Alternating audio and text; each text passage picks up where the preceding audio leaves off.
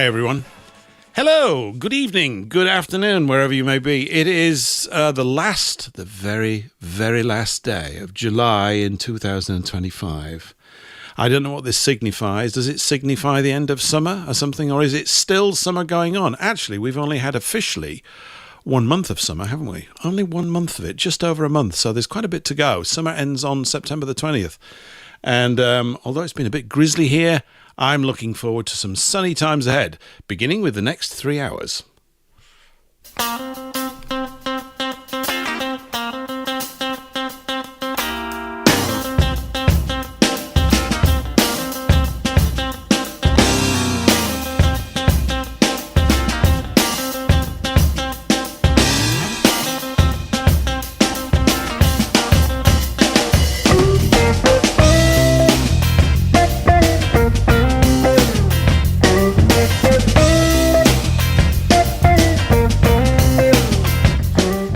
It may be grey, cloudy, warm and very moist outside, but it's all hot, bright and full of zip and sunshine in here.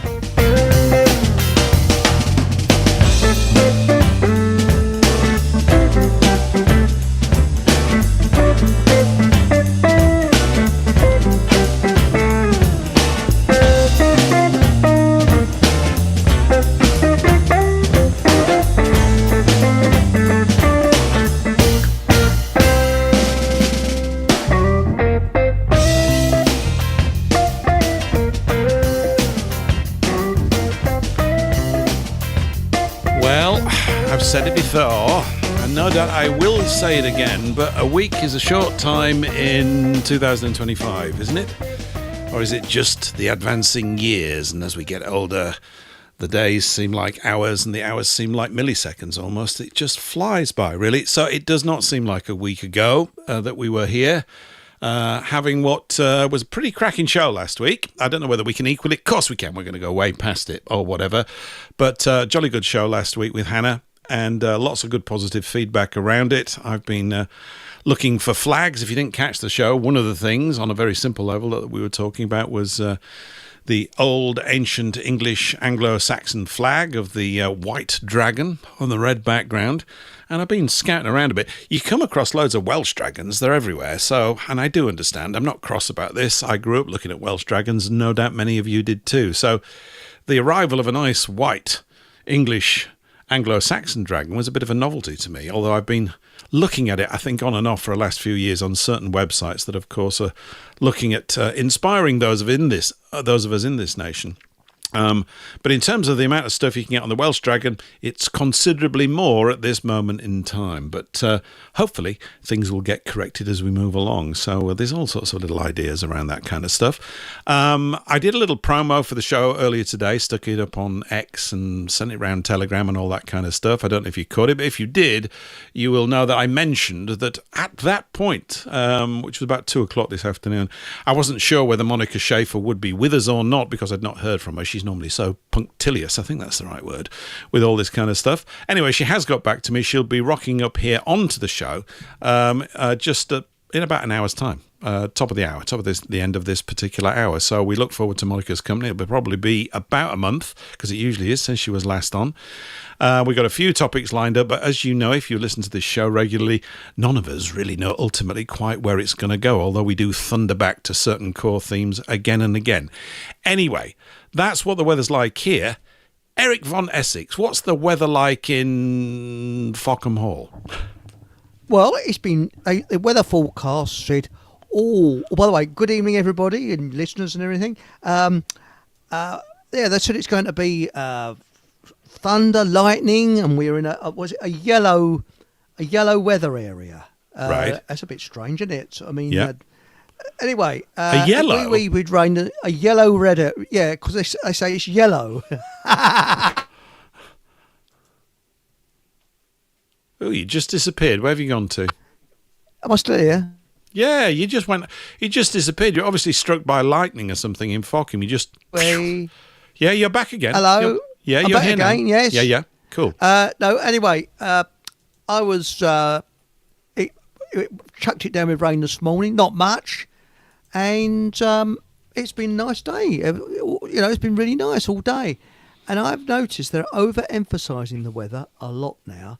They say, oh, it's going to be thunder, lightning, terrible. No, it just rains a little bit this morning, nothing much, and that's it.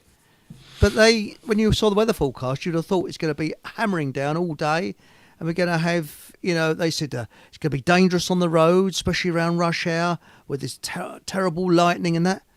No lightning, no thunder. And they did this a couple of weeks ago. And have you noticed that? I don't know whether people in the States have noticed it. They're hyping up the weather over and over again. And there's like a little boy that cried wolf. Soon people are going to say, sod it, no. And what I do, I look at the radar maps and work it out myself what the weather's going to be like, and that's it.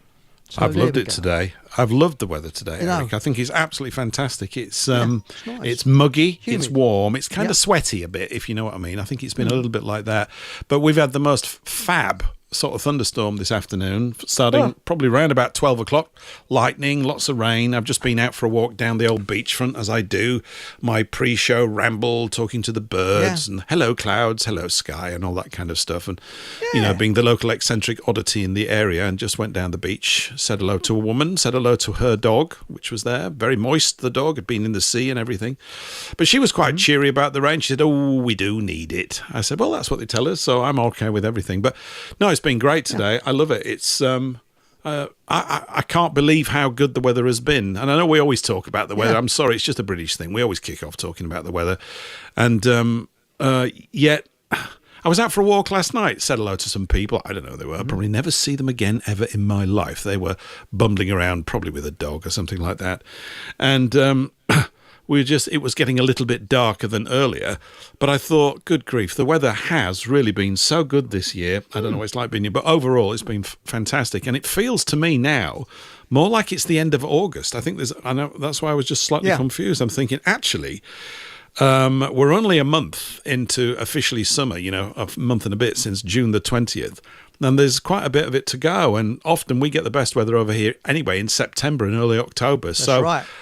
Look at us, all positive here in England about the weather, which is a bit weird, isn't it? Yeah. My granddad used to say, all the bosses go on holiday in September because that's the best weather. Mm-hmm. And he was right. Yeah. September is usually very nice. And it has. I mean, I went to Dover once in October, and it's people swimming in the sea. It's beautiful, and this was middle of October. So it's quite surprising. When the bad weather doesn't really start until sort of November, December time. Then you notice it. Yep. And it starts all of a sudden. It seems to sort of, one day it's nice and warm and sunny, next day it's freezing, Yep. That's it. So, yeah, it is. Yeah, a shout out to everybody in the chats as well. I know Eric just gave you the tip of the verbal hat, but shout out to everybody who's in Rumble already. Good evening or good afternoon to you, depending on what part of the world you're in. And also... look, you get special mention in YouTube because it's a little quieter there at the moment, but it's building nicely, actually. So good evening to Sue Sparkle and to Alice Gorgeous. I mean, what are we supposed to do with names like that, Eric? Are they nice names? Sue Sparkle and Alice Gorgeous. Yeah? So Sparkle and Alice Gorgeous. It's true. I'm only reading out what's on the screen. I just think it's great. It's nice, isn't it? Yeah, is that real? Sue Sparkle reminds me of some name from a show or something, or maybe I'm not meaning to be insulting or rude to you, Ms. or Mrs. or whatever, Sue Sparkle, but it reminds me of that. Alice Gorgeous is obviously a real name, and I think that's fantastic. It's all good stuff. Yeah, I think it's a lovely name, because she's actually on my chat as well, on my show. So, hello, Sue Sparkle. Evening, Oh, that's groovy. No, it's really good stuff. Yes. By the way, we've got a technically little experiment running here tonight. Well, I do anyway. You know what me? I always like to sort of fiddle with my technical trousers around these things. Everything's going fine as far as I'm aware. So none of you said you can't hear the signal. I think the signal's going out fine everywhere from all my monitors. So we're looking pretty cool. But the show's going out twice in this YouTube channel. So if you're on YouTube, you can listen two ways. I don't know why I've done this, but basically what we've done is the show is originally broadcast broadcast on Radio Soapbox, and then I've picked up broadcasting on Rumble and YouTube as the months have gone by, which is obviously a great thing to do because we get the chat, and the chat's really the life and soul, or it feeds me and Eric and our guests with all sorts of things. It's wonderful stuff to actually be connected with everybody. But what I've also done today, or I said it, guests with all sorts of things. Oh, hang on, just a minute. I've got some echo coming back. But what I've also done today, or I said it, guests with all sorts of things. Oh, hang on, just a minute. Something's just gone funny. Hold on. Oh dear. But what I've also done today, or I said guests with all today. Where was that coming from? Was that interesting? I don't know. That was interesting, wasn't it? Wasn't that interesting? Oh, I see where it's come from. That sounds like a girlfriend I used to have with a sort of back chat. That was like a deja vu of my ex-girlfriend. So it's like deja vu all over again. Yeah. Oh, it's fantastic. Yeah. Yeah, no, it's pretty cool. So we're going out on YouTube. We're going out twice. I'm just greedy for this. We're going out over Radio Soapbox, which is just a pure audio feed because, we're all miserly over here. But I've always... I like audio, but we've still got a problem with Soapbox in the sense that we don't really have a lively chat space there, and so this really helps with it. So, but on the YouTube channel that I've got set up at the moment, we've just been doing a test by sending the Soapbox audio stream into YouTube as well. It's been running for actually be about a day now. I just set it up to see if it would work. Everything seems to have been pretty stable, so it's a test because really running radio stations over YouTube, I think we could even run it over Rumble, is relatively easy to do. I've got some sort of technical... Everybody's thrilled with all this chat, of course. Oh, please tell us about your technicals. But there's a few technical challenges involved. They're not challenges possibly bigging it up a bit too much. There are things to set up, and they seem to be set up and going well. And there's it was fun yesterday because, Eric, it sort of alerted you. I only just sort of switched it on YouTube, and a good cluster, maybe a dozen or so people just piled in. So if you were one of those, thanks very much for doing that, and all started sort of chatting away. And it's so much more engaging when you've got a chat room running alongside stuff. So still lots of sort of detail and scheduling work to do to get these things sorted out. But it's also because I've got a cunning plan in mind for something else.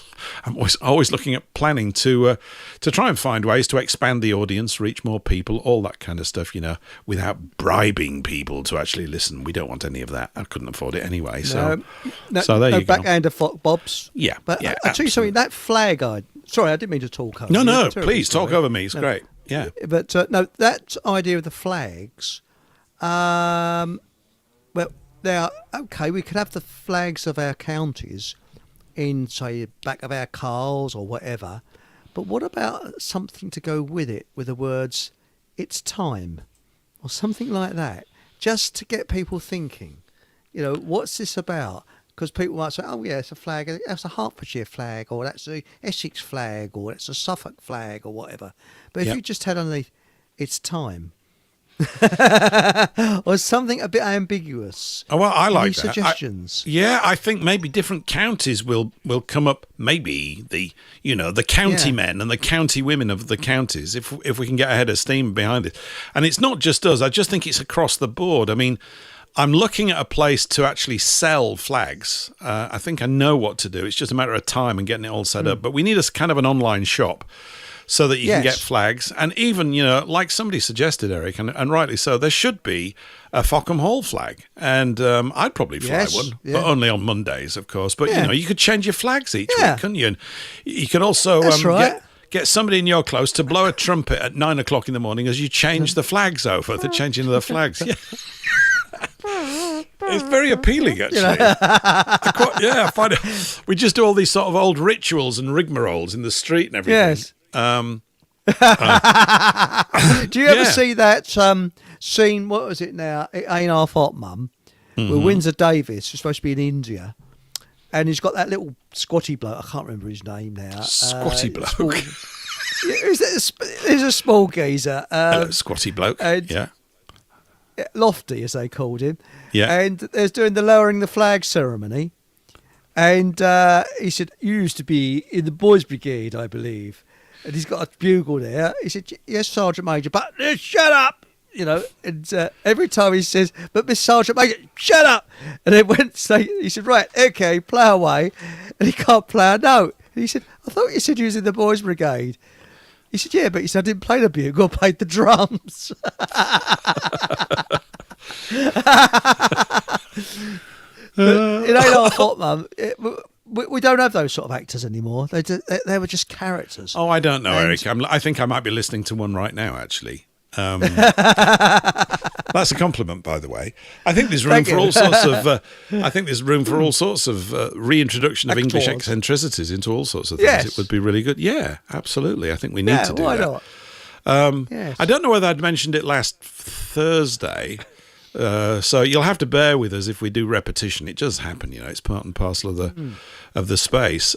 Maybe it was when I was with you on Monday night show, because we had a good time on Monday night, didn't we, over at the Fockham Hall Ranch? Yeah. Oh, But, yes. Yeah, I've been looking up flagpoles, not literally looking up them, but looking them up in terms of what's permissible and all that kind of stuff. Certainly round these ear parts, you are allowed to put a flagpole up that's 15 feet high, which is pretty good, isn't it? It's pretty good. It's very good. I think it's okay. I mean, I don't know what size flag you would put on that. There's also the flags you can get that lean out at 45 degrees from your house if you wanted something that was a little bit easier to create a flag pole stand for. I think it's a bit easier to sort of, you get a drill and sort of, put some masonry bolts in or something and hold this thing up. Hopefully it won't pull your house down if the wind picks up. But no, it's all pretty cool. Even today. Yeah, sorry. Again, sorry, I'm chomping in again. I must take some more tablets. Now, I was going to say, we must also reinstate the counties that have been lost, such as Middlesex and what's that one in Northampton that was the smallest? The tiny one. What was that called now? It jumped out of my head. Rutland. Yeah, Rutland, yeah. So we must reinstate Middlesex and Rutland.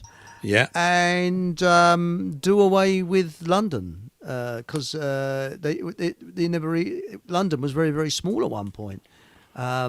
Places like Shoreditch and that were in Surrey and places. So we need to expand those counties again. So we must have a flag for Middlesex.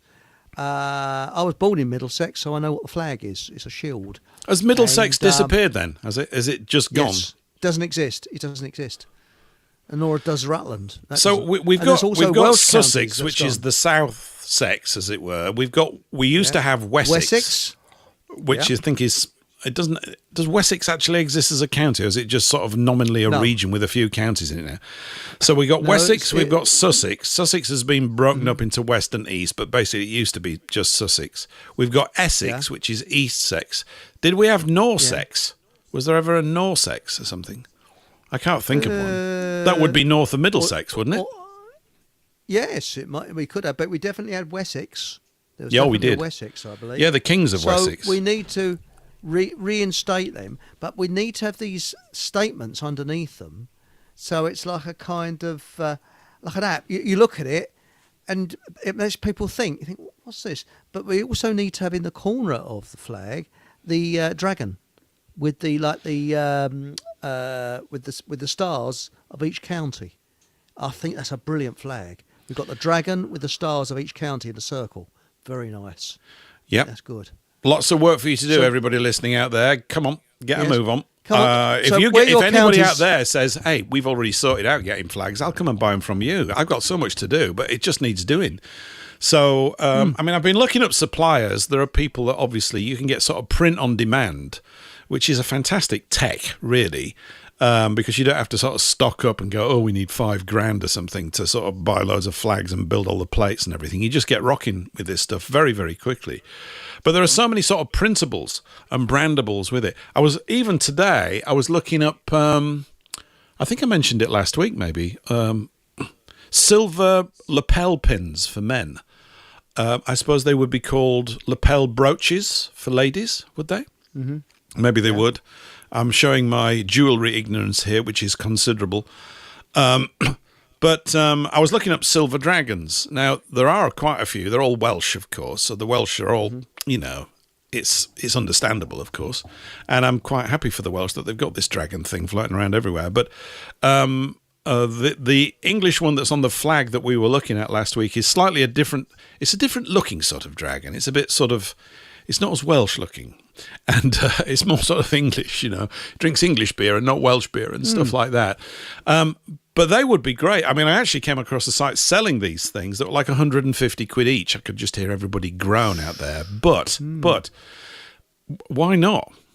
In a way, I think we can get them a lot less expensive than that. But this means, of course, Eric, that we would often, from now on, whenever we meet in public, which of course is never, we will have to be wearing suits with white, silver dragon lapel pins in our lapels, which sounds to me fantastic. And they did look good. And I thought, oh, I like that. And it's almost like the smaller and the more glitteringly silver it is, the better. And I like, there were some made out of silver pewter, which is it's the dulled silver, which is not as attractive. You want it sort of radiant, don't you? You want it to just shimmer in the sun or reflect it. So it's all cool stuff, really. It's all gubbins. And I think the more you think about it, we can see just how powerful it is. It's because it's a silent connection. That's right. It is powerful. It really is. So, what about goodbye government, welcome people power, or goodbye bureaucracy, welcome people power? Are the government leaving, Eric? Are they going? Have they said we're off? Well, they will do when we tell them. We tell them they can say goodbye. We don't need you. You've done a rubbish job. You're completely. In fact, the treason that they've done is so remarkable. Mao and Stalin must be looking up from hell in absolute awe, thinking that's fantastic. Why didn't we ever do that? So yes, and we need something, because people will just look at the flag and think, well, what's that? I'm wondering whether we need something. Few words, but really punchy, really get there to sort of put the point over. So people say, oh, it makes people think. But not make it ambiguous, because people will always misinterpret things. And they say, oh, you're far right and you're neo. Oh, you've disappeared again a little. Where have you gone? You've just disappeared. Hang on. That's it. That's it. Oh, I think you'd sat on your mute button. That's what it is. But it muted itself. I don't know quite what's happened. It did it all by itself, did it? That's right. but but it's surprising how people misinterpret things. I've been accused of almost everything under the sun. Oh, you're a this, you're a that, you're a thing, you're blah, blah, blah, blah, and all this sort of stuff. People always, but I think we're past all that. I think it's funny. Yeah. I think it's really funny. I've been saying for a couple of years that there's going to hit a point, and I think we're at it now, where no insult that they throw at you is going to cause you to do anything else other than laugh. You go, you for real? Really? So you're a Nazi? Come again? What? It's just a joke. It is. It's only a joke. On Wednesdays. It's really. This is the best you've got. It's sad, and the thing is that it is the best they've got, and they're getting panicky because they've got no words left. They've worked for so long. We could shame people. Not anymore. You see, what is happening, obviously, is that people are more than sensing. They know that we're under the cosh. And it's not just an idea now or me saying it as a sentence. It's I hate that thing, but it's our direct experience, because it's actually true. Yeah. And we've still got a lot of people are quiet whilst this experience dawns on them, because there's a lot of dawning going on out there, I think, with people. And they're unsure. I think that's understandable. And they're fearful. That's also understandable. But it's going to hit a point where you're just going to go, look, it doesn't matter how nice you are or we are, and we want to live in a nice civil space. We do. Unfortunately, we are being forced to not live in one by people who don't want us to even exist. And so even this sort of, white genocide is a myth thing, it's not. I mean, it never was. Now it's becoming obvious to so many more people. There's a comment here from Alice Gorgeous. I'm probably going to quote a lot of... It's such a nice name to read out. It makes everybody feel happy. So you've picked a good one there, Alice, unless it really is your general name. Your mum must have been Mr. and Mrs. Gorgeous, which is really rather gorgeous, actually. Anyway, Alice writes, she says, Paul, apparently we just need 51% of England to rescind our consent to be governed. It's doable. It is. I think I need to get it more into this... the birth certificate thing. I understand the principles of it. I had explained to me a long time ago. I know the knock-on effect of it. But there is a process, and I think Hannah has got a process in line. There is one basically there where you file certain documents to come out of that. And we've talked about this before. I mean, somebody sent me a clip that was on InfoWars about, I don't know who sent it to me, but whoever it was, thank you very much. I think it was on InfoWars, Alex Jones's site, about 3 or 4 years ago at the height of the COVID thing. It was to do with a woman that was pregnant, and they wanted to do a COVID test on her baby. And she said no. And the conversation basically developed that the nurses were saying, as soon as it's out of the womb, it's ours. We own it, right? Well, not if you don't sign those documents. And it's almost like you're going to need, if you are giving birth to children in hospitals, and maybe even that rightfully should drop off as well. Although I understand if you're a first-time mum, it's quite a thing, and you want to be reassured of all these sorts of things. But I'm not the one having a child. But that's something to look at as well. From the very point of claiming you as a good in their commercial system, which is basically what they do. There's probably better ways of phrasing it, but that's the essence of it. You're put into their commercial system. And this is why all their supposed acts and statutes apply, because it's as if they've forcibly enrolled you in a club without telling you. And they say you are bound by the club rules. It just happens to be called government, and it happens to be able to control your bank account or all these other things that they want to do. So I think individually, a process of coming out is good. It's even better, though, if you're doing it locally in little clusters and groups, and then you've got a peer group around you to sort of, support you in that process. Is it something that you've ever looked at, Eric? The idea of, getting rid of your birth certificate, as it were. Yeah? Yes. The late Robert Newman was trying to do it, to get rid of his birth certificate. Then you can travel at will, do what the gypsies do. They have total freedom. That's why the socialists tried to get rid of them in the 1960s. That was a hidden, shall we say, that was ethnic cleansing that was totally hidden in plain view. Right. And they I won't go in fully into it because it's actually on my show that I did, but the nasty tricks department of the government threw all the, excuse my language, the crap they could at the gypsies to drag them through the mud. And mud sticks. And as I say, unfortunately, Robert Newman, he died before he did it. But he was talking about actually getting out of the system. And I think we need to do that.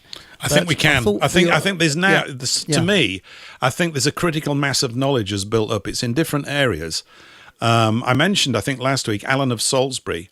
Maybe I did, or maybe I didn't, and maybe many people here know him. I've actually sat down and broken bread with Alan of Salisbury, with other people, and didn't get to speak to him too much. But he's extremely knowledgeable about this stuff and has been talking about it for a long time. And I'd like to get him on the show at some point soon. I mean, in terms of looking at process, it's almost like we just need little videos, and if I can get the time, I'd certainly do them. But if anybody out there knows how to make videos, we need to get onto this stuff. There's loads of work to do, and they don't even have to be long. They're sort of like, this is what you do, right? You put your trousers on, you go downstairs, you pick up a pen.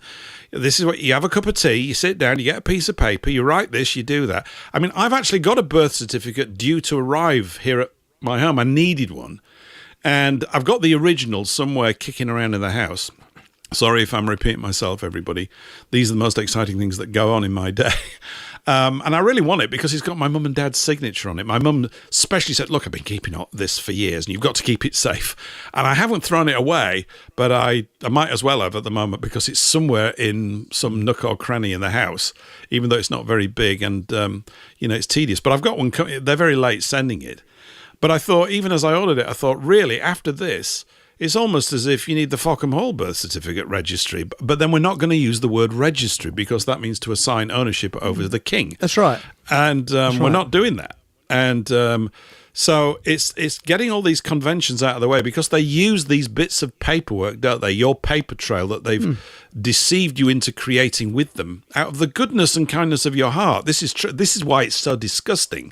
We are an accommodating people who think, hey, we're all in this together. Let's work together and make it work. And they're saying to you, yeah, we are. It's a con. But what I was going to say, Paul, is why not at the bottom of the flag, or at the top of the flag, have Soapbox Radio? Or, so that people will know what it's about. So that you see the flag and you just see Soapbox Radio. That's it on every one. Mm-hmm. I have another special flag with the logo that you've got on today's show, that is mind-blowing. That is perfect. That just says it all. And have a flag of that, which is a general one for Soapbox Radio. It would be a good flag, that, wouldn't it? I told That a really fib in my would, little yeah. promo today, but it's such a good... I said, what that is I sent it to Monika, actually, prior to the show. She said, where do you get all these wonderful pictures from? I said, oh, you stick with me, love. I've got some pictures for you.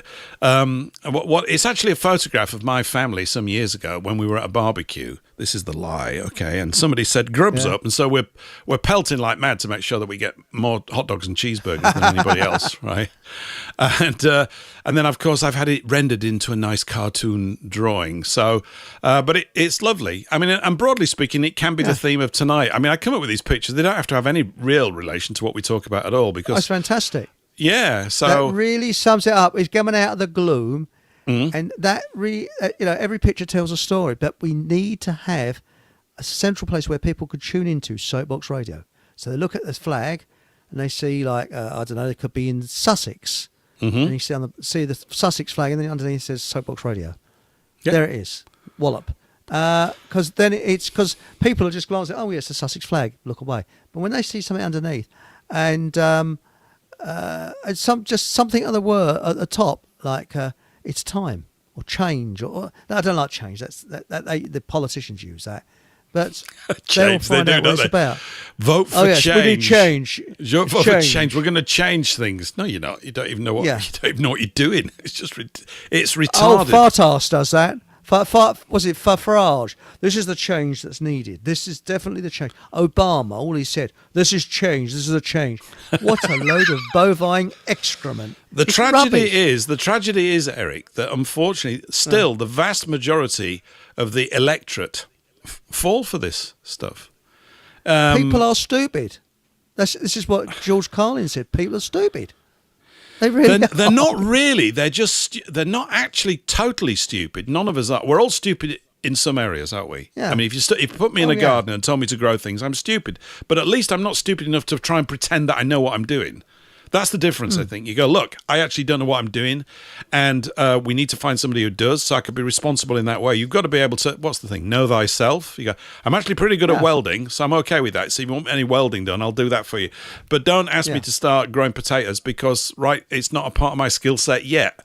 And if we can find somebody else that does it, why do you need me to do potatoes when this guy can do potatoes? Isn't that how we're supposed to kind of work together? But I think people are... understandably, in many ways, behind the nine ball, as it were, when it comes to things like so-called democracy, which they associate pointlessly and literally stupidly with freedom. It doesn't exist. It's complete nonsense. And freedom. Oh, yeah, democracy. We've got freedom because of that.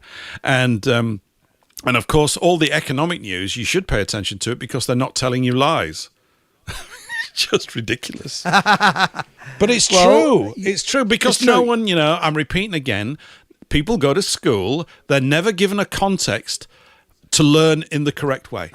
They're not given that, they're given another one. The context is you must pass these exams, you must behave well, you do this stuff, you might go to university. Well, that used to be the story, it's a joke now. And you do this, and then you'll get a good job, and your mum and dad will be proud of you, and you'll meet a nice woman or a nice man, and it's all going to turn out. That used to be the story up until about 25 years ago, didn't it? That's right. Now it's a joke. It's a joke because kids can't afford to buy. You can't afford to buy. That's right. Can't afford to buy a house. There's hardly any. The only work there is in the service industries, such as flipping hamburgers and things like that. And you're having university people getting all the qualifications of a university, ended up in a burger joint and places like that. So it's just and in massive debt. It's all been designed to get people into massive debt, and I could see this happening when. Tony Blair came in. Yep. He started, I think it's him that started the debt with universities. Unbelievable. And it started in a small way. It's like the thin end of the wedge. But it's really not worth going to university at all now. It's pointless because you won't get much work afterwards unless you go overseas. It's all going to get really hairy. I'm spending a little bit more time each day considering the impacts of AI. Whatever it may actually really be or not, and whether it really is artificial intelligence or not. But the fact is that the amount of money that's going into it, and effectively, to a great degree, you could say low-level software coders are going to be out of a job very quickly at this rate. I mean, well, they will. But why aren't we? I mean, for example, my dad used to talk about after World War II. They said that automation will kill jobs.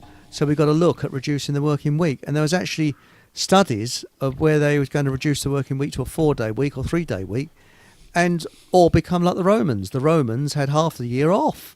They had holidays because, all right, their empire was built on slavery. Well, instead of having slaves... Well, so's this one. So's this one. So's this, yeah. It's just a very sophisticated... when you get a mobile phone now and TV to distract you from the fact that effectively, when it comes to the critical decisions in your life, you're not going to be consulted on those. Decisions are going to be taken above your head and you won't be invited to participate. I mean, you can't. Anyway, what you're supposed to do is 60 million people all gobbing off in a field. You can't sort anything out like that. I accept that. It's unworkable. It's a ridiculous situation, which is why national government is really not necessarily required. It's at least required.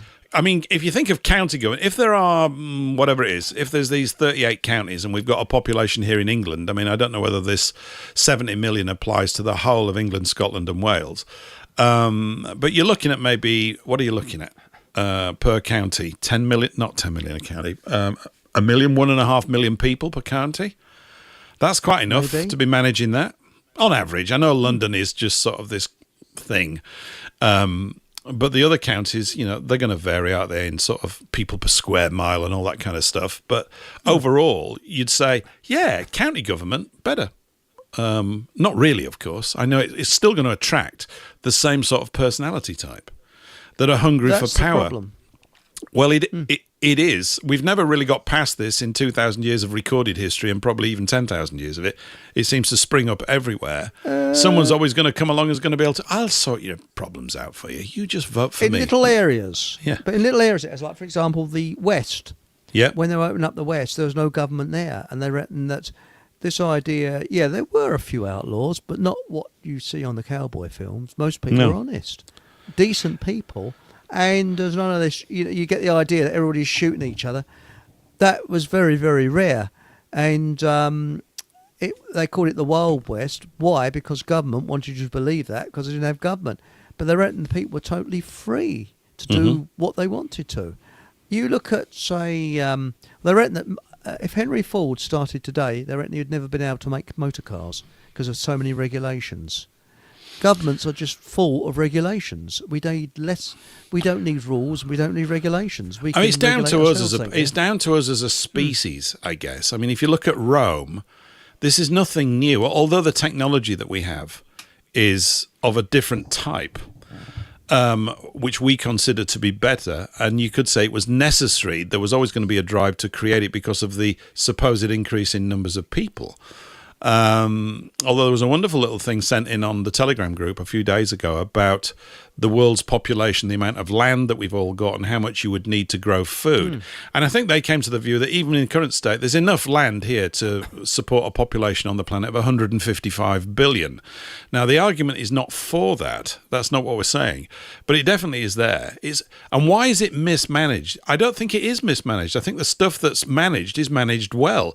It's just that there's a whole class of people that don't want to do that. They want to boss everybody else around. And it exhausts the effective, to actually feed the parasite class. It's a parasite that builds up. There's no other way to describe it, I don't think. We're heading to extinction. There was he's dead now. There's a chap who looked into it. Yeah. And he said that we're not overpopulating, we're underpopulating, and what's going to happen? He said populations are folding in on themselves. China, for example, they had a one-child policy. That is now kicking in. And there's not enough of a younger generation there, and older people have got to work longer, and it's having a terrible effect. And he reckoned that Africa and India have almost reached their peak now, and then they're going to drop suddenly. And one place where it has dropped phenomenally is I think it's Bangladesh. Right. Bangladesh in 1970, the average woman would have about 5 children. Now it's 1.5. And the reason why, and there's a theory, electricity. When electricity is introduced, the population drops. Why? Because people become more middle class, and they realise they can't afford the goodies if they have more children. So they have less children, so they can afford the goodies like washing machines and things like that. And the population in Bangladesh has dropped like a stone, and now the average birth per woman is something like 1.5 children. You see, it's not literally a numbers game, although it's obviously phrased like that. This is my take on it, to create some fear. They've got to create some fear somewhere. Yeah. Your point about the electricity is absolutely true. I mean, they found, and you would find this anywhere, it just happened to be Africa, that when they introduced electricity into villages, now they have a light. There's the evening reading light, and reading started to go up because you could look at the words on the paper in the light, right? Yeah. And the other nightly popular activity between men and women, that reduced as well, which led to a drop in the birth rate. But the quality of life started to increase. So it is this, it's not just about quantity. If we say, like if you say, well, the Earth could actually feed 155 billion. 155 billion what? What's the condition of, what is the quality of life of these people? Do they have the opportunity, to learn and do all these things? I mean, I don't see why not. But I often feel that the reasons given back to us by governments are just like this an inevitable thing. Oh, we can't cope with this. Well, actually, they're right. The caliber of individuals in government, can't cope with anything unless it involves the self-aggrandizement of them and their peer group. That's all. They're never going to see it. They can't see it. They think this is about being in control, whereas it's actually about that old-fashioned quality called wisdom and working it all out. And because the drive economically is, I mean, we've all been imbued, have we not, whether we like it or not, but courtesy of advertising, the culture that we sort of sit in, with the aspirational qualities. Well, I've got a bubble car, but I really want a Mercedes. There's nothing wrong with that. I'm not arguing against that. But there's kind of an odd use of our energy. If we were to pare it back and restructure our thinking, and that's so easy to say and so difficult to do because we are creatures now of, habit, like a train on a track. We're all going in one direction. We think that this is what we're supposed to keep on doing, and can't we sort it all out? But I've said this before. If you gave me a pencil and a sheet of paper, a Fockham Hall pencil, of course, Eric, and a Fockham Hall notepad. Yes. Oh, yes, Wonder pencil. Yeah. Oh, this goes for any of us, and say, look, what is it that you actually need, and are you clear about what you want? Now, many people would put down things that they think they're supposed to want. Yeah, like I want a big car, and I need all this kind of stuff, and all that, and I need all my holidays and these things. But given people a bit of time and space, I would suggest that those won't be, in due course, after I don't know how long it would take, the sorts of things they would come up with.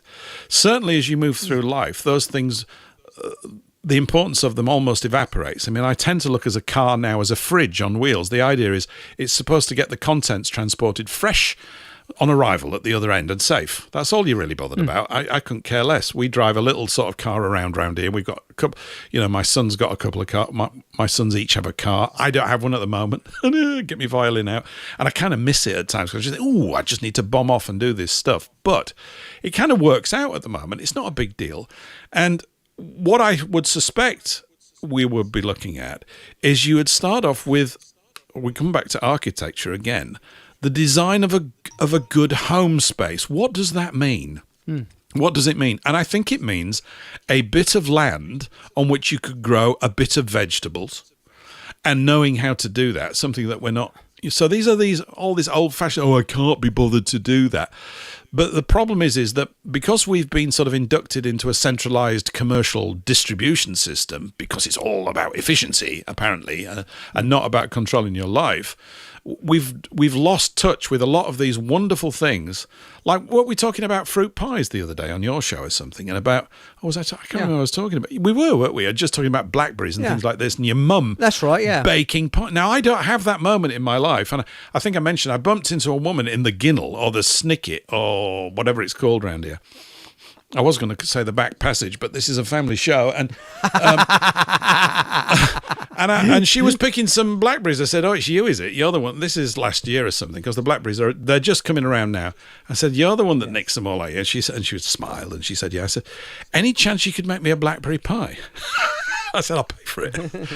I'm serious, because when I want that, that thing of somebody nearby that loves you. Yeah. It used to be your mum or your wife or your husband if he's cooking a bit, which is a bit odd if he's making fruit pies, but some of us get carried away, or cakes or whatever. You know what I mean? I'm just being the old traditionalist fart when I said that. And it's great. It's a lovely thing. My aunties used to cook things and bring them round. And so it would be things like that on my list. It really would. It'd be things like I could sit in the garden and be kind of quiet. Yeah, that's it. And I don't need a lot of stuff. I really like high quality food, and I'd like less football, please. And I'd like a reduction. I do. I just want this too much of it, and it's just silly. I want you to stop trying to sell me all this stupid electronic entertainment garbage that is of such low quality. There's no point you even making it. It's depressing the actors. It's depressing the production crew. They're making junk and they know it, but they've got to pay the mortgage. It's all junk. There's tons of it. It's all such low quality. And you go, I don't need this. And I bet you have been thinking more and more that the idea of almost like being a hermit in a little place with your own coal fire. Yeah, and I'm going, and why am I thinking like this? Because the modern world is exhaustingly stupid. It's not that I'm against the excitement of technical progress. These things are amazing. They're quite incredible. But they're always used, it seems to me, in the wrong way, because again and again and again, at the end of the line, you've got this profit motive stuff. And we've got this aberrated growth. It's like we've got gigantism of the economy. It's got to grow. Why? I'm still not getting what I want right now. I can't get a decent chicken because you've filled it full of junk, right? It's full of growth hormones, as you've mentioned before. Why can't I get a steak at a decent price? There's not enough room for cows. There is. They're mangling everything because they don't like us. Really, in the end, as a child, that's all I'm going to say. They don't like us. Because we've created some wonderful structures in the past. And everybody here, no doubt, is familiar with all those sort of, the cottages in the Cotswolds. And I bet 9 out of 10 of us want to live in a place like that. I do. I want to live with a little beck at the end of the garden and all that kind of stuff. That's right. And we would be living like that if we hadn't had traitors in places of authority. That's the real fact of the matter. We could, by now, with the resources this country's got, make the Swiss look poor. But no, we haven't. And this is what gets me. I'm old enough to remember a time when there was no such thing as homeless. You've always had tramps, but they were tramps by choice. But there was no homeless. So it actually solved the homeless problem. Then all of a sudden, in the 1970s, about mid-70s, it started to creep back again. Why? And that's when they do a destroying the family unit. So you had homeless people on the streets, kids being chucked out their home and things like that. So this disruption of the family unit it's an evil thing that's happened. It's like a growth that's come in, and we've got to destroy that growth. It's horrible. I think they're all outgrowths of this empire of the merchants. This mindset that says we must compete with other producers to dominate a market to create value for our shareholders. These are not even human beings. These are corporations, i.e. dead things. And the creation of corporations has created a warp in our thinking about what's important. It's like I've said, the economic news apparently is really important because the economy, man. What about the economy, And you go, yeah, but even when it was good, was it really better for you? It's not. I don't see it, and then you're told, well, you won't be able to afford a new iPhone. Oh, no, I'm going to cry for no time whatsoever over that. I mean, these things are not AI, even... machine... sorry, I don't mean to chime in, but the fact is, look at Seiko. Now, Seiko made the first watch that was untouched by human hands in 1965. Seiko 5. Yeah. I'm into watches. Now, the Seiko 5... do you think how advanced it was in 1965? And they're still producing them because they're so good. Now, there's no human activity as such or the only human activity there is to maintain the machine. That's it. The machine just goes 24 hours, bang, bang, bang, bang, bang, bang, bang. Now, if those watches were made by hand, they'd be a phenomenal price. They're not. It's brought the price down. They're about 100 quid or something like 150 Do people quid. still wear watches? Do you wear one? I'm interested to know. Yeah, I wear a watch, yeah. Oh, Gentlemen yeah, out there and ladies, do you still wear wristwatches? I mean, I would have thought the mobile phone's sort of taken the place of that. You just go, what time is it? You look at your phone, don't you? You know, No, I which need is a sad. wristwatch. I'm obsessed with wristwatches. Oh, yeah. But the thing is, I like wristwatches. But the fact is, these things like smartphones can be made by machine. That's what machines are for. You think of washing. Now, once upon a time, you had a wash day where the mother would be most of the day washing. Now you just shove it in a washing machine, walk away and leave it, and the washing machine does it for you. When it's finished, it just beeps, and you open the door and it's done. And all you have to do is dry it. These things are our slaves. Machines are our slaves. So why can't we utilise them and have more leisure time? And there was a documentary. Because, Eric, I mean, you're right. We ought to be able to. We should. Woulda, shoulda, coulda, and all that kind of stuff. But it's like the thing when the agrarian revolution came along and suddenly put a lot of men out of work on the land. Now, at the time, that wasn't such a bad thing because there were loads of other things that needed doing. So I think I mentioned before, early 1500s over here, 20 men working on the land or 20 people working on the land would feed 24. So there was only enough surplus to feed, whatever it is, another 15% of the population. 85% of the people produced all the food, and 15% could do something else, like form an army and do stuff and tax you or whatever they were going to get up to, right? But that was required. We've got a mature situation here. Maybe we haven't. Maybe we'll look back on this and go, oh, no, it was so terrible. But obviously from the path that we've trod over the last few hundred years, there's a lot of sophisticated machinery which didn't exist. Electronics have transformed things ever since the transistor arrived, done all sorts of things. The problem with it is that when these advances come along, we don't get a divvy. We don't get one. Now, so if you were to say, well, there really is a nation and, a tribe of people of the same race with a shared and received history, culture and language, and there are many nations like that, and it's where the vast bulk of people are happiest because they're vibrating, as it were, and in that space with their own types of people and develop all sorts of subtle little things that can't be developed when it's all messed up. So it creates all that, the true riches of natural diversity under the laws of nature. These are good things. Why is it not the case that when a great benefit comes to the nation, I don't get some extra money in my dividend book? Because you should. And I've mentioned this about the bank, right?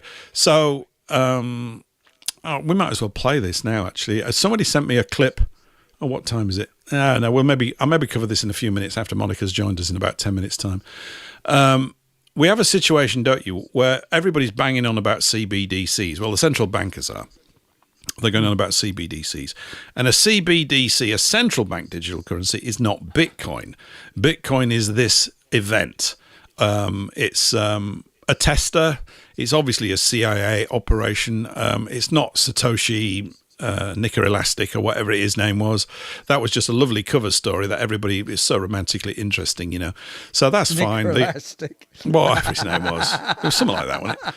Satoshi Nika Nakatomi or something. It's a great name. I loved it. Everybody wants to be called that. And so that's a lot of guff, as usual, that comes out of these sort of spaces. Oh, look at this spontaneous thing that nobody could anticipate. Yeah, right. And that's different because there has a market has built up it, but they've been using that as a trial balloon, a test balloon, to see how markets could be built and do all these sorts of things. There's nothing wrong with a central bank digital currency, but there's everything wrong with central banks.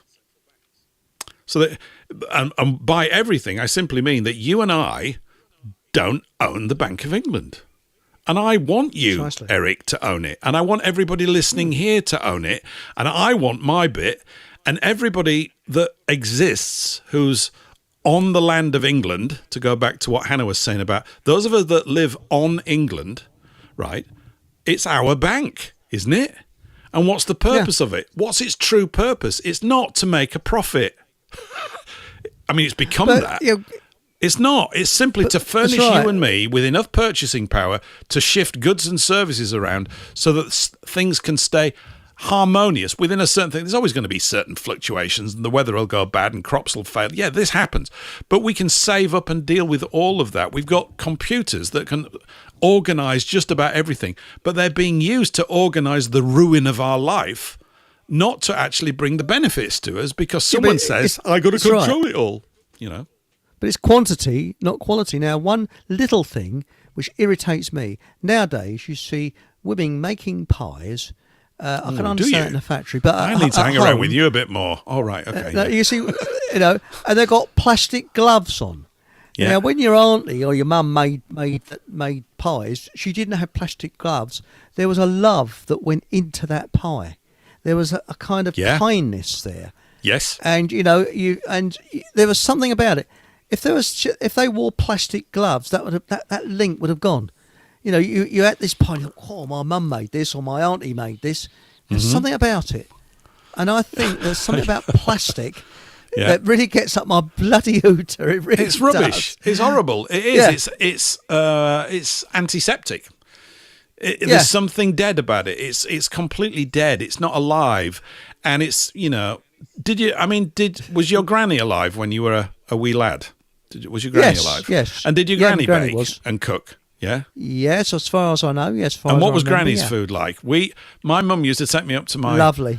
Yeah, I know, it's a thing.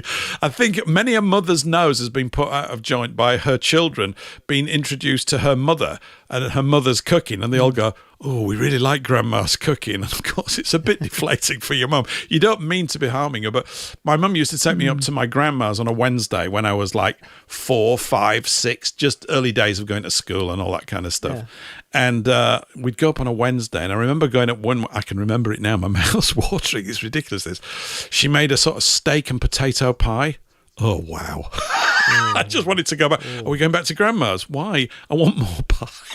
It was just fantastic. Well, it was brilliant. Yes, my mum was the cook, though. I mean, she cooked, though. She learned to cook through the war, so you had sort of like wartime recipes, and. With lovely pastry and steak and kidney pie with all the steak and all the kidney in it. It's gorgeous. The other one is crumble. Rhubarb crumble. Rhubarb crumble. My mum's rhubarb crumble. Yeah. Wow. And taste it now. It's these things you couldn't get that in a shop. There's just something about the way she cooked. You just can't. Well, there's a theme building up here, Eric, in our last few conversations. Yeah. We keep getting around to food, pies, fruit, and stuff like that. I mean, it's probably more important than all this other stuff that we talk about, to be quite honest, because it puts you in touch with that kind of, what's the word? Is it kinesthetic? Is probably the wrong, but just that direct physical love of life. You get it a lot through your taste buds, don't you? Food is very powerful in that way. It's very sort of, you can. All that kind of stuff. It's tremendous. Anyway, we're coming towards the end of the first hour, so it's time for a tune. And Monika will be joining us after this tune. Patrick sent me this a little bit earlier today, and it sounded good, but he said that the lyrics are absolutely atrocious, which is always a good recommendation, really. It's called Gotta Get Back to You. I like to say it like that, as if it's very, very starchy. Gotta Get Back to You by Tommy James and the Shondells. You ever heard of them, Eric? The Shondells. Sounds like a nasty disease, doesn't it? I've got. Have you got the Shondells? I have, actually. Yes. Can you just give me some ointment for those? Absolutely. So we're going to take a break. You're listening to Paul English Live here on WBN 324. We'll be playing a little song and a little bit and bobs, and then hour 2 we'll be joined by Moniks Schaefer, and we'll be thundering into other things. We might still talk about pies, you never know, but we'll try and move on to other stuff. Pies can't hold our attention forever, or that's more easily said than done. Here's the Shondells, anyway, with Tommy James, whoever he might be.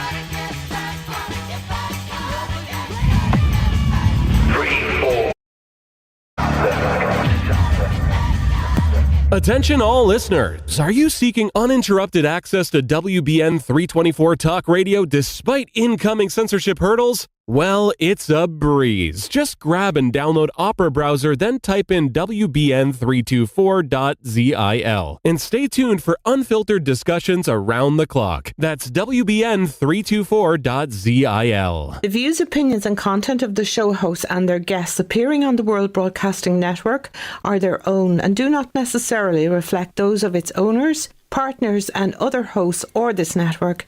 Thank you for listening to WBN 324 Talk Radio. I wasn't listening to the lyrics of that song. Welcome back to part 2. I need to probably make those breaks a bit longer, really. Maybe we have 2 songs next week or something like that. But that was very twangy. I quite like that twangy guitar. I don't know what you thought about that, Eric. Did you like the Twangalux guitar in that? Didn't really appeal to me. I prefer the 1930s Happy Days Are Here Again. Happy Days Are right. Here So Again. that was a sort of 60s disco type thing, wasn't it? With sort of patent shoes and slightly unruly long hair and very large, maybe those pear drop shirts where the lapels got bigger and bigger and bigger, that kind of stuff. It made me think about that. That's it. Yes. And flared trousers with turn-ups, which probably cause more injuries than anything else. They probably did. Do you ever have flares with turn-ups? Yes, you walk out and you get your foot tangled in the turn-ups. Or you go, what's it overhead? Yes. Fun anyway, days. welcome back to part 2, everyone. Yeah, welcome back to part 2. Hope you're all doing fine with your turn-ups and your trousers and everything like that. And Moniks Schaefer's here with us. And good afternoon, Monika. How are you doing on this, hopefully, beautiful Canadian afternoon for you? What's going on? Yes, hello.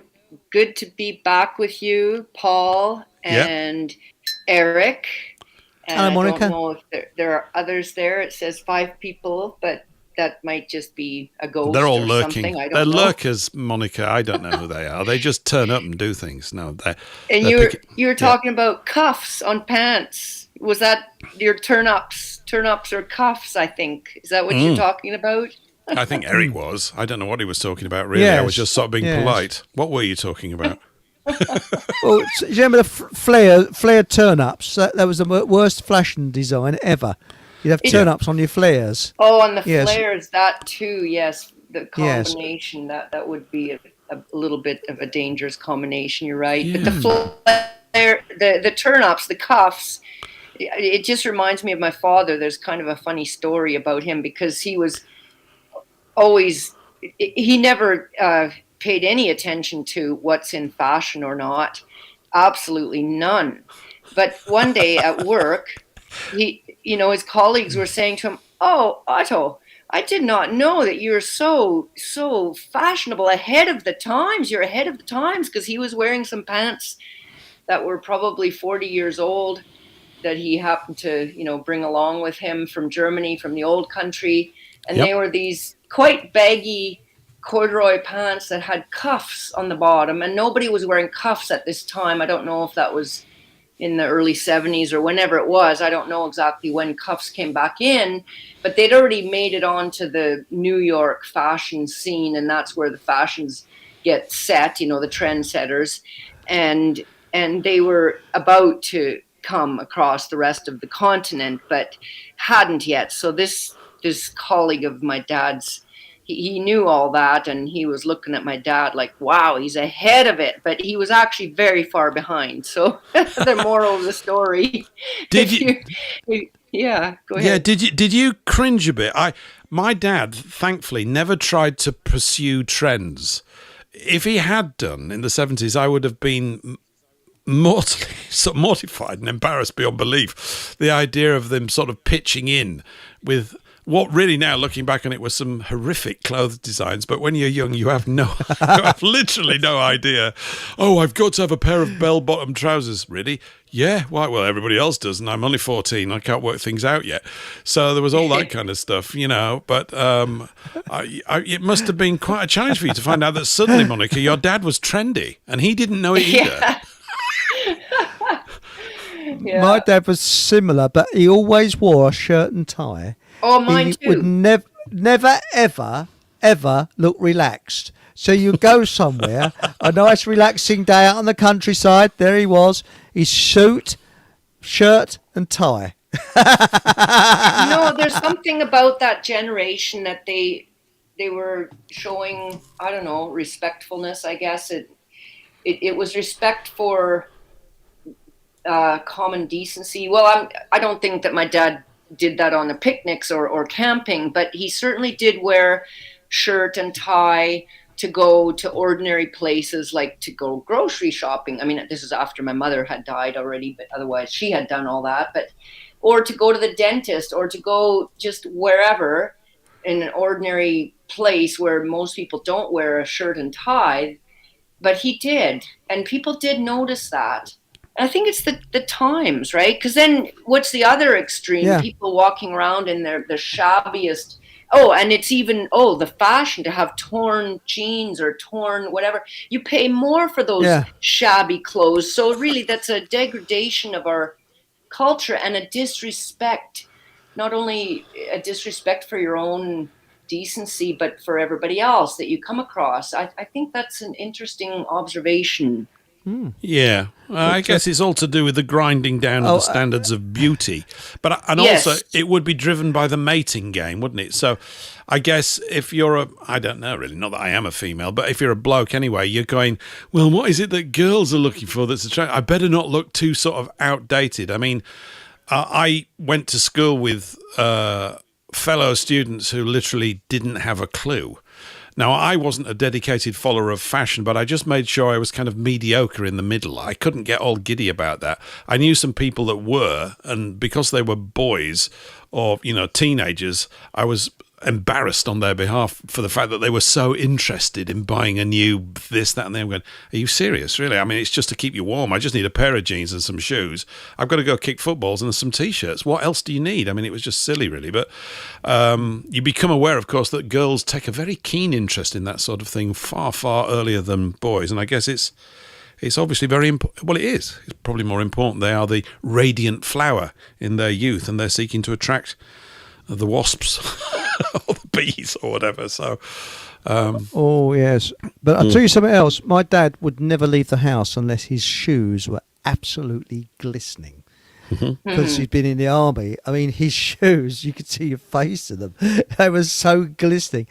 And I imagine your dad was a bit like that, Monika. Oh, yes. Yes, his shoes were always in top form. He made sure they were polished, and you might not have seen your reflection in them, like what you describe. He had good shoes, and they were in good form. Oh, yeah. I most of my uncles were like that. My dad was like that too. But I actually think I ended up with a sort of shoe polish, what could I call it, chip on my shoulder. My dad was always there cleaning my shoes, right? He would clean them. And I wanted to do it. But apparently I wasn't good enough when I was young to clean the shoes, because he had tremendous elbow grease and spit. And of course, the shoes that I wore when I went to school, they were very shiny. They were great, But I really wanted to get in. But I think the first time I tried it, I obviously got black shoe polish everywhere and all over the kitchen floor and stuff like this. And this was met with a kind of rebuttal. We can't be doing that. But I want to. And I always felt that it turned me into some sort of slob by not doing my own shoes. It was funny, really. Of course, I did learn to polish them later on in life. And if I had polishable shoes right now, I would be polishing them. Actually, I do. I've got one pair that are those proper gentleman's British sort of shoes. We've banged on about shoes here before, haven't we? But and I do polish them every now and again. Yeah, all that kind of stuff. So, but my dad showed me how to do it to the army standards. And I did it, and he looked at it as a joke. He said, "So when are you going to start polishing it?" And he said, "It's a joke." But he crushed you, didn't he? He crushed all the life out of you with that little comment. That was it. You were ruined from that point onwards. I can imagine. He said, "Was it threepenny bits and circles?" That's what he called it, threepenny bits and circles. And he went in round, and it's a special way you did it. Yeah. And it's surprising. You don't use a brush; you use a cloth. And it's amazing how you can get them up to an incredibly high standard. And eventually he said, "Crumbs, you've got there." He was always encouraging, my dad. He joked, first of all, but he had a lot of encouragement. He always sort of, that's why my dad had that quality. of always anything you did, he would encourage you. You know, that was the thing. Yeah. Nice. But, It's nice yeah. that you were so close to your dad. It really is. It's just so lovely to hear that. I'll tell you the other side of this part of the story about my dad and how he presented himself when he went out the door is how he was at home in terms of he was so frugal that he would wear, old clothes at home. It's just in the privacy of the home, right? And then when my mother was sick and dying, he learned a few things like darning socks and darning wool sweaters and that kind of thing, because she had done those things before, but it was very important to him to be able to do certain things.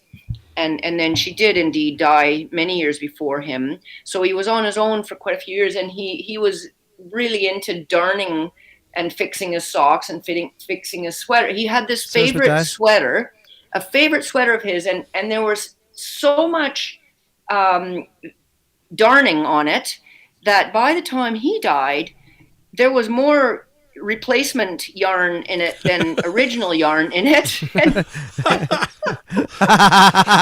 it was his favorite sweater in the home anyway, but it was really quite funny. Actually, we had that on display alongside with beautiful pictures and whatnot at the memorial service that we did for him, because it was just so him, It's just grown into it. Oh, bless him. Oh, that sounds great. That really is, and that lovely memories, I mean. Yeah. But I tell you something, that generation could repair anything, literally anything. We never had the repairman come to our house. My dad repaired everything. He'd make things last forever. Incredible, because it was all make do amend, because during the war they had nothing. Yes. So they had to make something out of nothing. And, the German army had even less, didn't they? I mean, when you saw their rations for the Russian front, poor sods, they survived on virtually nothing. Yeah. Yeah. And the women's side of that story is that they, like, in order to have clothing, they would take, curtains and make skirts out of them. And then... That's it. Just make do, like just make the clothing out of whatever they had. And yes, it was, those times were pretty frugal, pretty rough, pretty tough. And then when my parents came to Canada, they came in the early 50s, and they came really at the height of sort of the throwaway mentality, throwaway society. And it just was such an affront to their sensibilities to see how people were just throwing everything away. It was so going against their grain. It really bothered them a lot, actually, to see that. So, it was interesting times. Yeah, I think those things tended to rub off. They rubbed off on me. Yeah. I even to this, I eat everything on the plate, even if I don't Me too. want to. Everything. Same here, yeah. Now I've stopped putting, last few years, I've stopped putting so much on, but if it's on there, I'm eating a lot, because it was just drilled into me. If you don't eat all that, you're not getting any pudding. And I wanted pudding. I wanted pudding bad. It was important, right? It was the great treat of the day. So it all got eaten, unless it was liver, in which case I refused to eat liver. I couldn't stand liver when I was a kid. It was very, very difficult. Same here. I can't stand liver either. Oh, it's awful. Even though my mum did it really nice with bacon. I like the bacon, but I didn't like the liver. I'll tell you another one. Did you ever have the sheets where it wore in the middle, they cut down the middle of the sheet, then put the sides to the middle, and then sew up the middle? So you had a sheet with like a pleat up the middle, if that makes sense. Well, that is a brilliant way to do it. I've been fixing sheets by just taking, sacrificing one old sheet and cutting the outside parts, the good parts, and making a big patch in the middle of the other sheet that I want to fix. But I didn't think of that, to cut it down the middle and reverse it. Yeah, and then you do a pleat down the sides, and you've got almost a new sheet. and it lasts twice as long. And yeah, that's what my parents used to do. I think thank Eric, you for that idea. Thank you. yeah, you need to do some videos on that, Eric. Eric's home sewing Loads of them. video series. Yeah, I'm a tight-fisted git. I mean, I don't. And seriously, I just. That's a good was name brought for a up with channel. I'm serious. It's a good name. Yeah, The tight-fisted tight-fisted git. git. Yeah. Yeah. How to make all ends meet. that. Stingy. Stingy. Mr. Stinge. Yeah. Yeah. Don't spend a penny. well, Spend other people's money. Absolutely. Yeah. It's why you take. Why people ask me why do I take such big steps? And I say, well, it's to save money on the footwear. I mean, things. Huge strides. Oh my goodness! I used to get that from my mum though. Stop shuffling around. You're wearing your shoes out. Did you get that one? I did. Yes. Yeah. Yes, Stop it. You're wearing the yes, shoes yes. out. Stop doing that. These shoes cost money. I said, yeah, all right. And also, never allowed to go barefooted. Now, I'm barefoot most of the summer, but never allowed to go barefooted. That shows poverty. Oh, you'd never go barefooted. You've always got to wear shoes. Interesting. So interesting because, I mean, we are encouraged to go barefoot. Though, like, I think that it's a good thing to go barefoot, right? I agree. We get grounded. Spot on, yeah. We do get grounded. Shall we talk about banking? Yes. It's a good segue. I didn't know how to do the segue. I just didn't know how to do it. Segue. I just thought I'd burst out. Well, it doesn't have to all be about banking. I got a couple of clips today, actually, that were sent to me, and the people know, so thank you very much. You've heard of this woman, Christine Lagarde. We've got Ursula von der Leyen, who's just basically fond of lying. I mean, because that's all she is. I mean, she's a complete, whatever you want to call her, insert insult here. Christine Lagarde is, I think she's French, isn't she? Eric, is she French or something? I don't know. Anyway, she's pretty high up in the European Central Bank. We were just mentioning briefly there a few minutes ago about central banks and central bank digital currencies. This does actually lead into something as well, an observation in the second clip about banking during World War I, which I want to drop in as well, just to sort of illustrate a point. We'll see where it takes us. But she did a little speech the other day. Now, she uses the word anchor a lot, and I just want you to note that she's got the word wrong. There's a letter missing from the beginning of that word, and that letter is W. So when you hear this clip, which is about 1.5 minutes, just put the W in before, or just remember that that's really what she means to be saying. She just kind of got it wrong.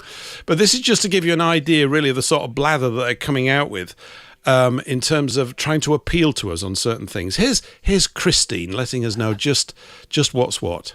There is clearly an aspiration, a desire for digital payments, much more so than it was in the past, and this is growing. We are now, in the surveys that we've conducted across the 19 members of the euro area, we have more than 50% of the respondents who say we want digital payments.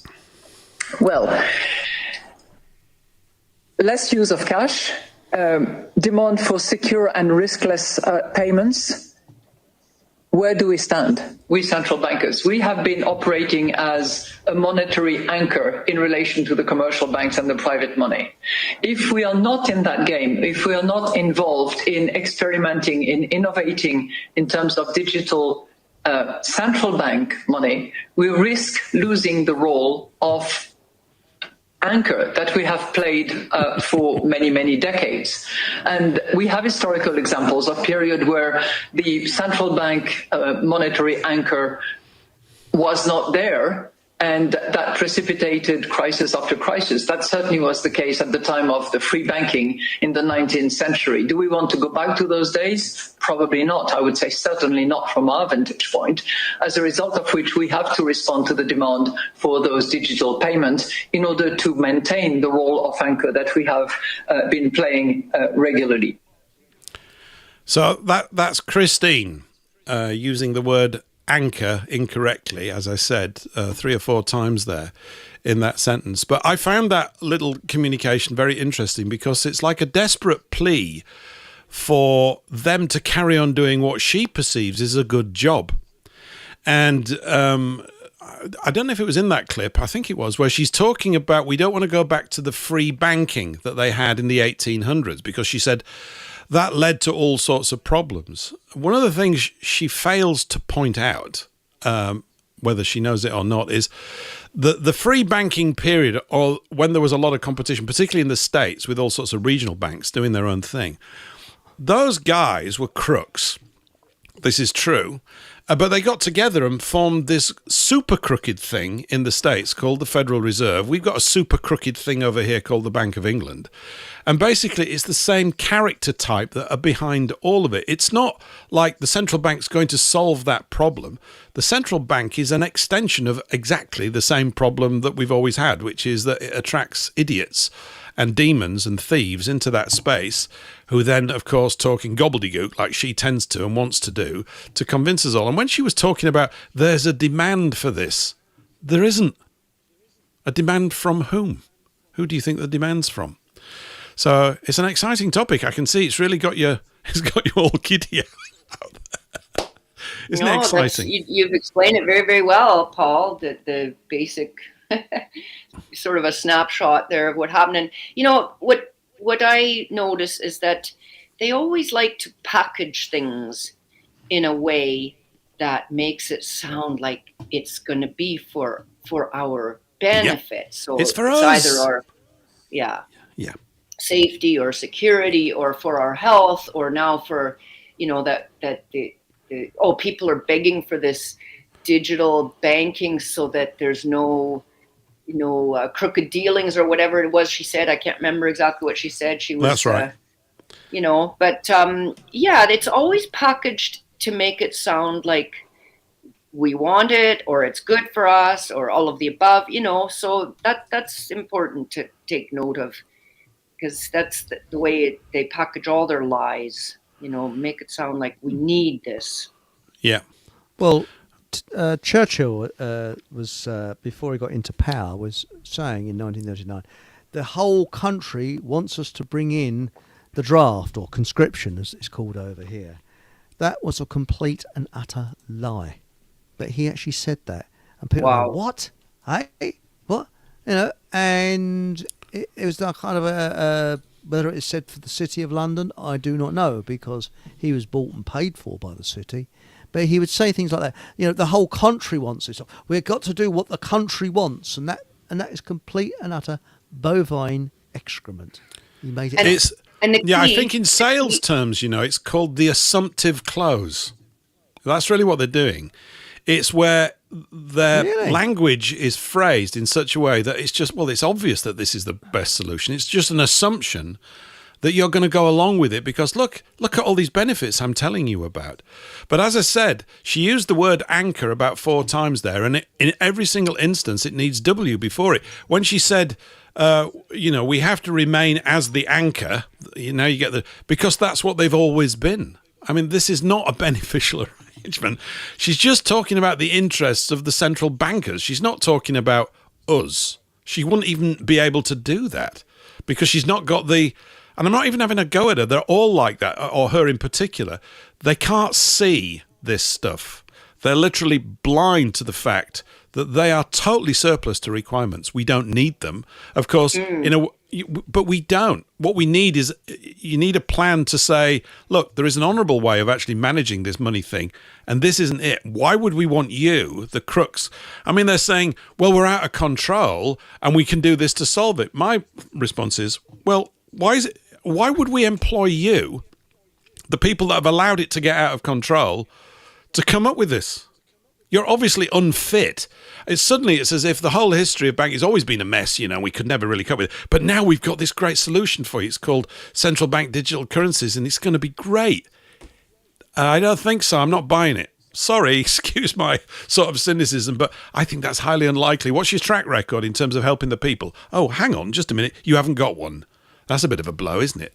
So It's a ridiculous way that they talk to us. Unfortunately, it's very effective because people think that she's an expert. And she is, of course, in terms of all the machinery of central banks and moving all that paper around and making things balance out. And you go, well, we need these people to do that. Well, under the current madness of the system, yeah, you do. I guess they're like a sort of an insane glue that holds it together. But allowing them to come up with a solution to it, no, we want the solution, which is the removal of it in its current form. And Bitcoin would be better. I mean, I'm not saying it would be perfect, but it would be better. Or the better solution would be, like I was saying, everybody needs to own their own national bank. Why haven't you got, instead of getting a birth certificate, why don't you get a bank certificate when you're born? You go, there you go, you've just been born. You've got a divvy now in the national wealth because you're part of the nation. You might only be 1 minute old, but there you go. You get a divvy. Why don't you get a divvy? I don't understand. Why is it an exclusive thing? She never points out. Central banks, of course, are like this big authoritative thing, that they're all privately owned. I mean, what? They're owned by a cartel that used to be called free bankers that were causing trouble even back then. So I just thought I'd throw some banking stuff in. I haven't mentioned it for 2 or 3 weeks. Yeah, this one point you made, Paul, about why would we trust those who got us into this mess to take us out of this mess. A very good point. I would contest one other thing that you said, though, that you said something about blind. They're so blind. Well, no, they're not blind. They're doing everything quite deliberately that they're doing. Oh, they are. But maybe you meant something else there with that. Well, I just meant blind in relation to the goal that they're not really blind. No, they know exactly what they're doing. But from the perspective of the man in the street needs to know that they're blind in terms of seeing us and what the actual real solution is.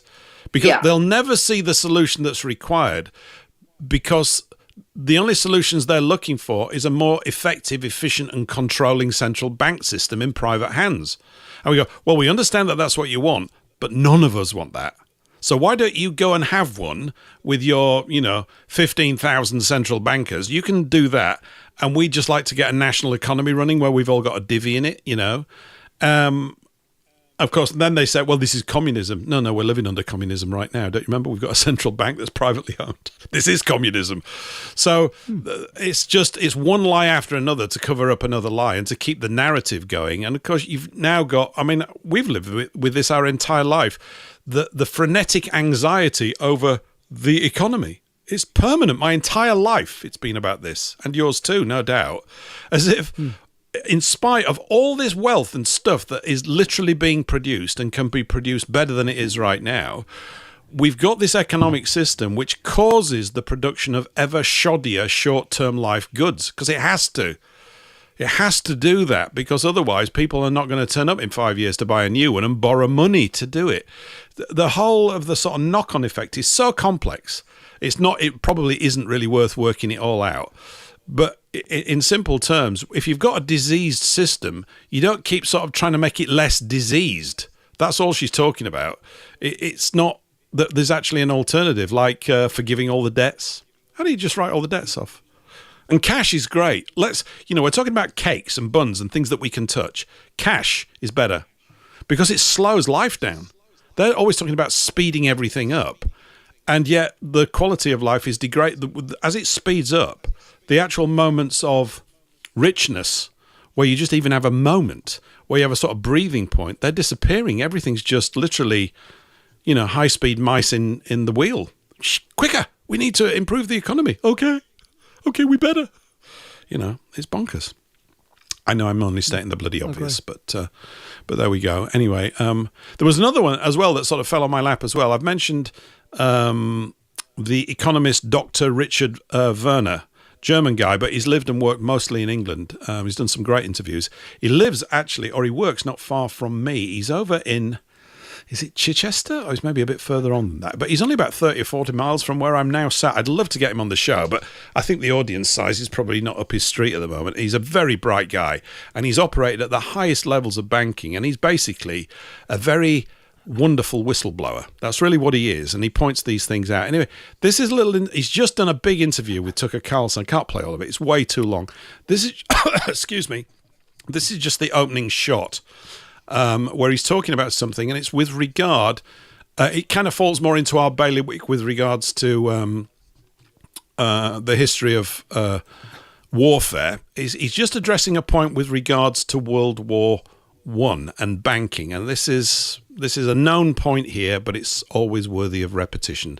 Just listen to him talking to Tucker Carlson here. The central bank of the United States, the Fed, was created right before the war. What was the role of the central banks during that war? From 1917, the US and Germany were at war, and their economies organized as war economies. At the pinnacle of the war economies are the central banks. So who were the key players in the German central bank, the Reichsbank, which was 100% privately owned? Was somebody called Max Warburg, or Max Warburg, you might say in English, and who was at the pinnacle, in fact, was a founder of the Federal Reserve, and who was the key person there? Paul Warburg, his brother. But of course, the soldiers have to kill each other, and these two countries are at war. Wait. The head of the German central bank and the head of the American central bank were run by brothers during a war between the U.S. and Germany? Yes. There we go. Wow. That was a powerful clip. What was the name of the man who was being interviewed there? Yeah, Dr. Richard Werner, Werner. He's worth looking up and following. He makes appearances all over. There's some wonderful, wonderful interviews with him. He's very measured because he knows he talks banker speak. There was a wonderful interview that occurred with him about 6 or 7 years ago. He's talking to a British banker. Nice guy, by the way. Some of these guys are clueless, many of them. They're really clueless. And they had a sort of a show host. I'll try and find that clip and we'll play it in a future show if I can dig it out. I've got to get my clip archive sorted out because these are very important clips to reinforce this point over and over and over and over again. He's explaining to this banker the money creation process, and this guy really didn't know. And he's the head of some massive investment bank in the city. He didn't know. Wow. You see, it's not so much that it's evil. It is evil, but it's greed which creates stupidity. The greed gets in the way of people really seeing what they're doing. And why would they see it? Because they get to drive around in Rolls Royces and wear fine suits and have their shoes polished by people like us, right? And stuff like that. They've grown used to all that kind of stuff. But the fundamental engineering of it is completely shot. Now, Werner is the guy that came up with the term quantitative easing. But he accepts that it's complete horseshit as well. This is what's interesting about him, right? He's a very interesting... I'm going to listen to the rest of the interview with Carlson. I don't know how long the whole thing is. I'm not going to play any more clips from it because I didn't have time to review it. I thought 45 minutes or whatever it is. I can't play that on the show. But he's really a great guy to follow up on all this kind of stuff. And, if we just go back... You see, I thought the many telling little phrases just in that very brief clip... But the main one, or one that really leaps out, is that it's privately owned. And Christine Lagarde is working for the descendants of the private owners of this central banking mafia cartel. It's literally a gang of spivs. That's what they are. They're spivs, they're deceivers. It's a massive deception. And so many people at the top benefit from it that they don't probably even know themselves how it actually works. We've mentioned here, haven't we, before about Godfrey Bloom, Eric, and his speech about 10 or 12 years ago in the European Parliament, where he's talking to the politicians. He said, the problem you have is you don't understand how banking works. And none of our parliamentarians today in Britain, what's left of it, they don't know either. Now, really, seriously, how are you supposed to manage an organisation as big, supposedly, as a nation when the people at the helm are literally malinformed about the driving pinion behind it all? You can't. But here's the thing. If they don't understand how the banking system works, I would say that none of us can understand it because it is not understandable. It is complete nonsense, right? Like, it does not make any sense.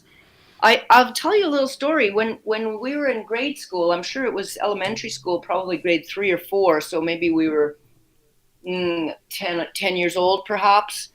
We were learning through, in our social studies class, learning about the origins of money with very simple stories, that people would be trading goods for shells or rocks or shiny things, and then they decided it was easier to make a uniform thing that it became money, right? And then it just went on and on, this story, right? Telling a story of that. Then they decided, well, it'd be easier if sometimes somebody doesn't have any of this medium of exchange, but they really need something. Well, we'll do a IOU note, that kind of thing. So borrowing money, that was introduced. And then the concept of interest was introduced in that, elementary school class.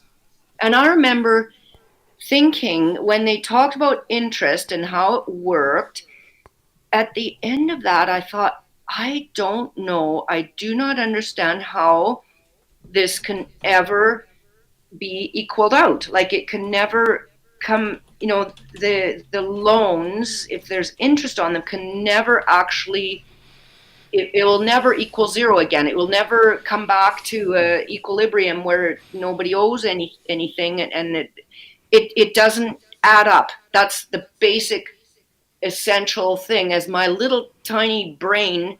Yeah. Because, the teacher was very good at it, sort of illustrating by way of a story of how this all, how money works. But that part, I couldn't wrap my head around it. And now I know why I couldn't wrap my head around it. It just will never add up, right? No. Usury. This is the crux of it. And, then we become adults and we deal with money and we work and we have bank accounts and this and that. And I just always assumed that that's the only way it is that if there's a borrowing, there's a loan or whatever, that there must be interest. I just thought that is the way it is. It's kind of like the sun is in the sky. That just is the way it is. You know what I mean? Like, I didn't have this concept that, no, actually there have been, times and places and religions and whatnot that banned usury, that did not allow usury.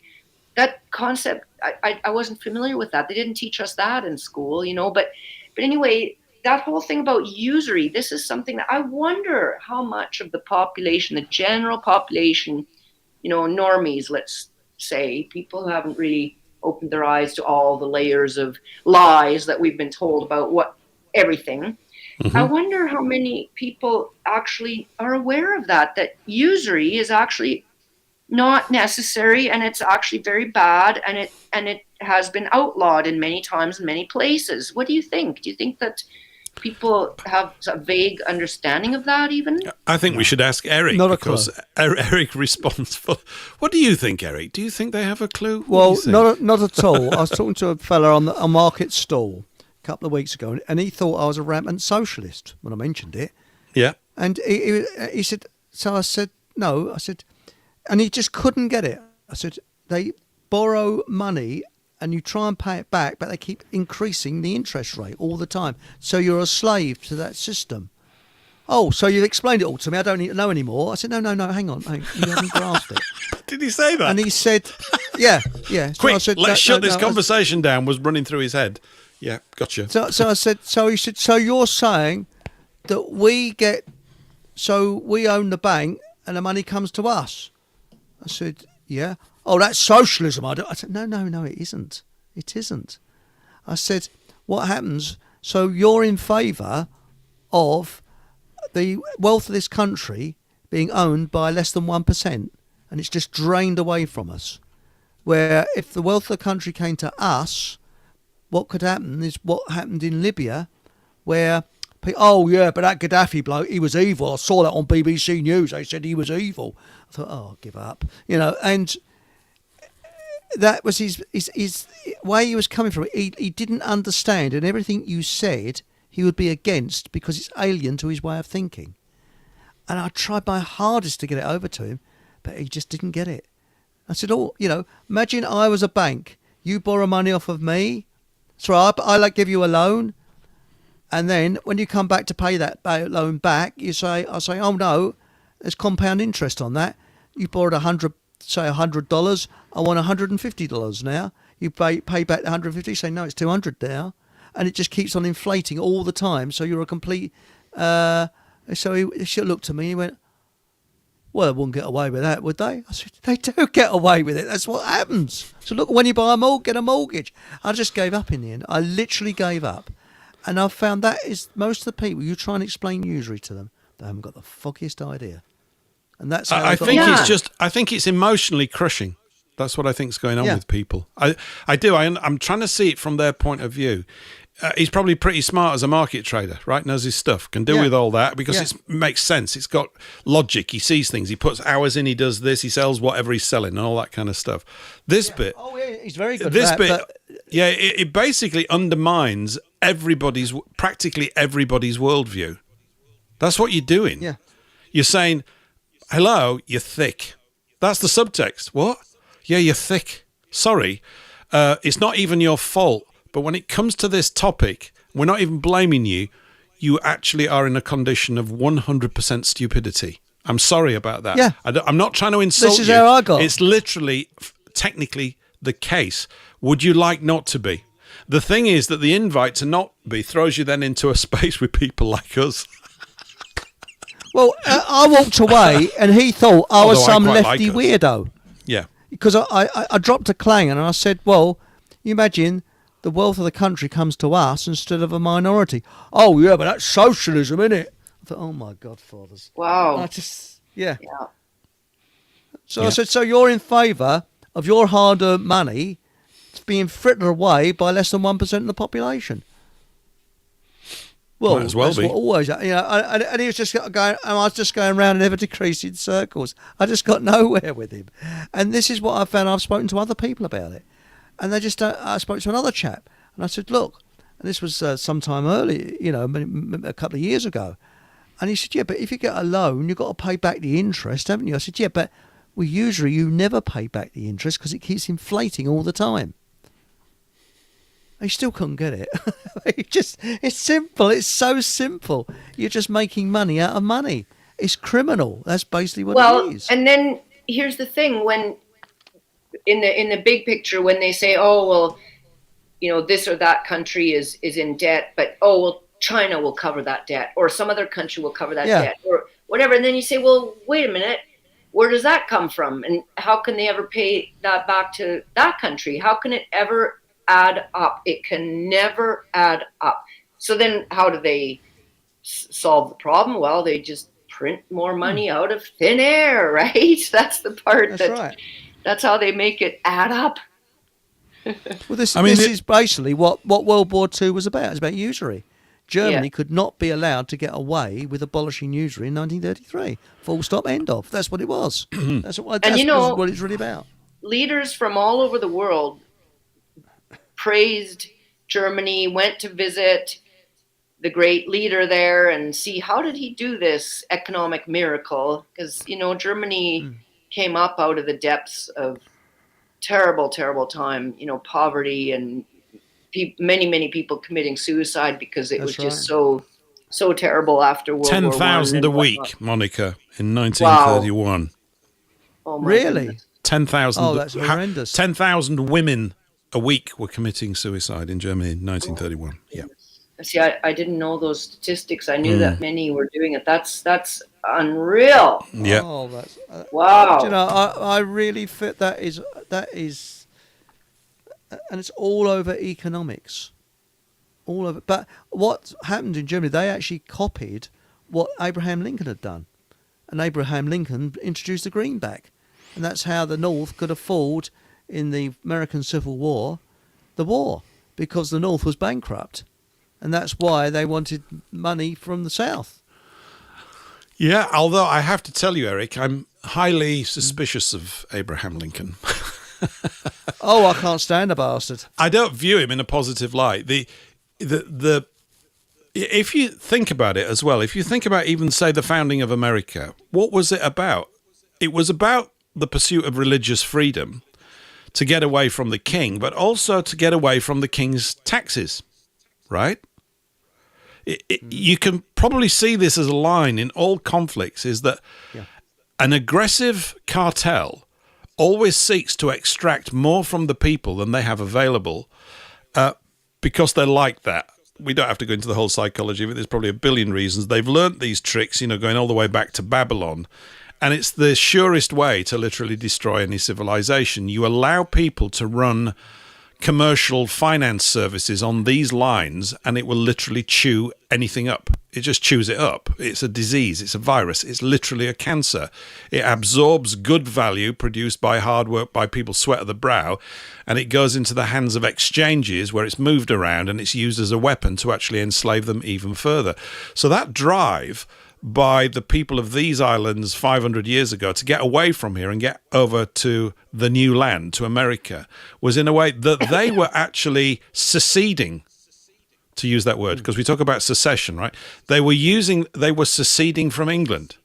Then when they get there, they're doing more stuff, and it leads to this point where we get to 1860, 61, and the states, which are actually sovereign, as I understand it, anybody can call in and correct me, the ones in the South, they want to secede because of the way that the North are behaving. In very simple terms, they go, we don't want this. Lincoln is basically, he did the most hellish things. Oh, yes. I mean, terrible things to Northerners to get that war going. He imprisoned them. He did all sorts of, anybody that opposed what he wanted to do. Of course, the myth is, oh, he was doing it to fight slavery. This is a complete manure. It's total nonsense. Spot on. It's complete guff. Yeah, he's got a massive. You see, any guy with a massive statue as big as that one, you've got to. Whenever you see these big statues of politicians, you've got to really immediately start asking question marks. Who are they trying to convince? Really, seriously. We've got Cromwell down here and Churchill. Honestly, my opinion of those people, those two individuals, is very, very low. And all of them are basically extensions of this ancient money cartel. They are the forces of it. This is how it manifests. And, like what's his name? Werner was just saying, you've got Max and Paul Warburg running private money cartels in Germany and in America. And our lot, are killing one another. And this is what happened in the war between the states. It's one way of expressing it. It's exactly the same stuff. It's exactly the same stuff. The economic powerhouse of the states at the time was the South. But they came up with all these other reasons, to do it. And then if you look at the viciousness of the Northern Army, and if we've got people that are Yankees and everything, they probably hate my guts. And I'm not saying the Southerners were all saints. It's war, right? It's hell. But it's still the biggest loss of American life. But what was it about? It was about destroying their ability to actually have an independent economy along the lines that they needed. And to centralize it, what's one of the tenets of the Communist Manifesto? A central bank. Yeah. And it's why communism. Is it that's what it is. Why is it that communist leaders, their statues, they're always depicted hailing a taxi? Have you noticed that? Why are they always hailing a taxi? But the thing is, with Lincoln, he had this idea, and this is true, you look this up, that he was going to round up all the slaves, and it's too expensive to ship them back to Africa. So what he planned to do is to literally dump them off in South America, in the jungles there.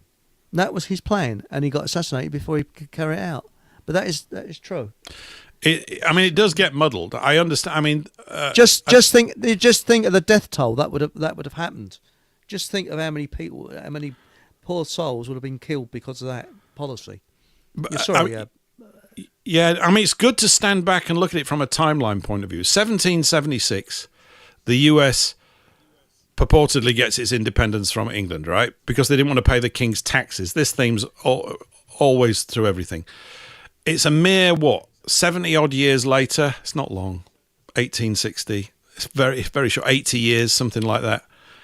And they're kicking 10 bells out of one another because it's been organised for that to happen by the same force that drove people over there in the first place. It just pursues us because no one will get in charge. And of course, the big problem, we're not unique in this regard, is that the natural leaders of our own people, get seduced by all that money. And they go over to the dark side, and they end up effectively becoming the bridge that enables all this warfare to be waged on our own people. Of course, when you get a leader that stops that, then there's literally hell to pay. As we said, Mr. Hitler stopped it. There's all sorts of attendant reasons. You can argue things the other way, but that's a fundamental. That really is a fundamental right there. We've got the same as we mentioned with Gaddafi, these examples over and over again to us, but these examples are not known to the general public, a bit like the guy that you were talking to the other day who just couldn't get his brain around it. And there's so much sort of baggage around the story that people emotionally react, and so you can't actually even get to the point of introducing them to the sickness of the structure that it's always going to bring this about. It's a devilish communications challenge based, I guess, on human psychology and all sorts of other things. It really is. It's not actually that complicated, but you might as well be speaking Greek to people that don't speak it when you actually bring it up, because it just goes against everything that they think they know. It's incredibly difficult. That's right, but I think they've been conditioned not to understand it, because let's face it, I think Henry Ford summed it up. He says, if people knew the truth about the banking industry, there'd be a revolution before tomorrow morning. He's spot on. So maybe he was saying that they never will know. They're in a condition, most of the people, most of the time, where they'll never know. They're never going to know, are they? And it's a bit like people that are addicted to voting in democratic elections, thinking that it's going to make a difference. Mm-hmm. Yeah. It's tragic. That's I don't want to upset everybody who thinks Trump's great and Keir's bad, but they're not. They're all bad. They're all bad. Well, have you noticed? They'll never get to that position without being completely compromised. Yeah. So that's right. Through this so-called voting democratic. I mean, and that's the other thing. They programmed us, indoctrinated us to say that democracy was the best system ever, but they didn't really explain a lot of other things. Just going back to your comment about the fellow Richard Valnow talked about the Warburg brothers being the bankers of two opposing countries in the World War I, I guess that was. Well, isn't it interesting? So these brothers are funding the war that is a brothers' war. I mean, these wars are all brothers' wars. So I just wanted to... It's because we're the suckers. Yeah. Well, not all of us, though. We're not, but we're surrounded...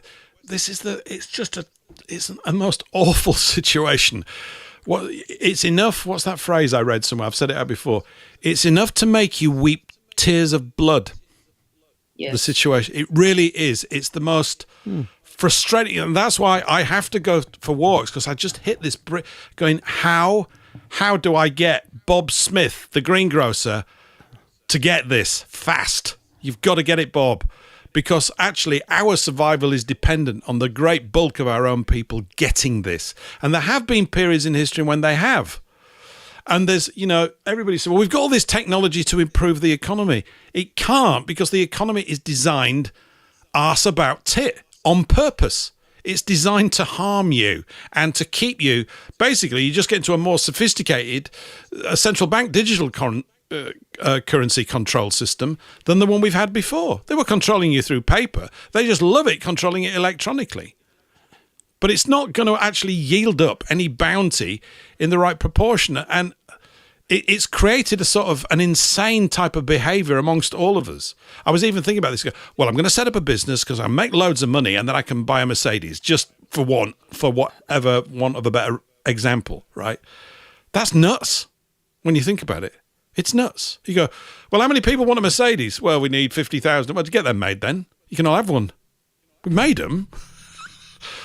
Because there's a middleman in there charging money, the intermediary, everything gets completely out of whack and you're controlled through your lusts. So you've got the advertising industry now making you want Mercedes.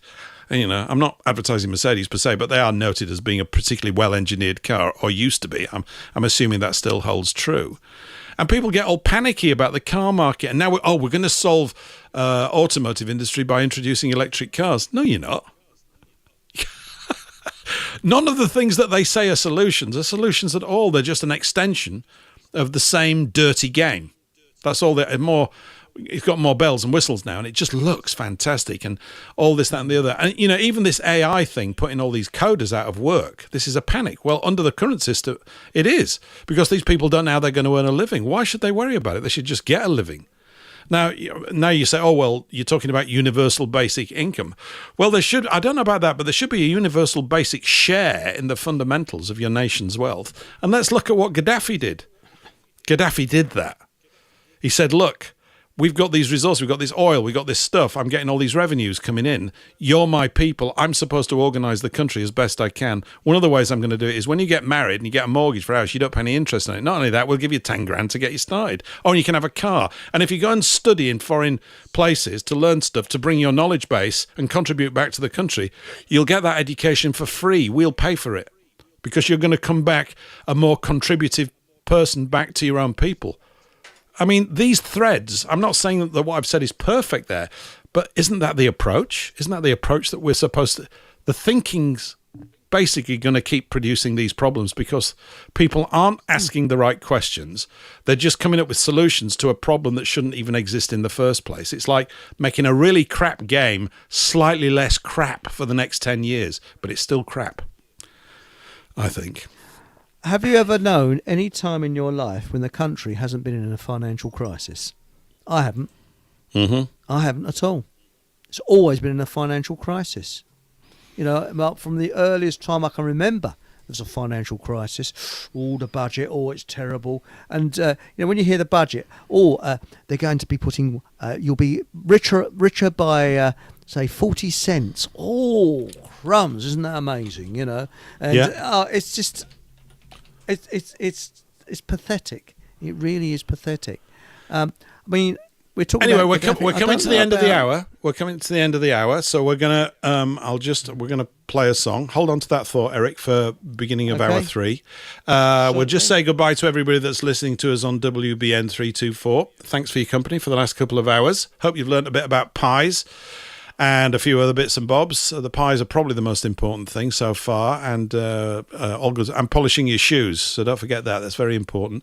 The other day, somebody mentioned a horrific song by Kevin Keegan, and I think and I've just seen somebody type Kevin Keegan in the chat, which is very wrong of them, but it spurred me on. Who typed it? Harvey number 1. Oh, no. Good grief. I'm sorry. Now, Monika won't know this, but brace yourself, Monika, because this is difficult to get through. Anyway, we'll see you all next week. We'll be carrying on after this. You want to keep listening to the show, head over to Paul English Live and click the Rumble or YouTube links. Here's our Kev. Oh, dear. Bloody hell.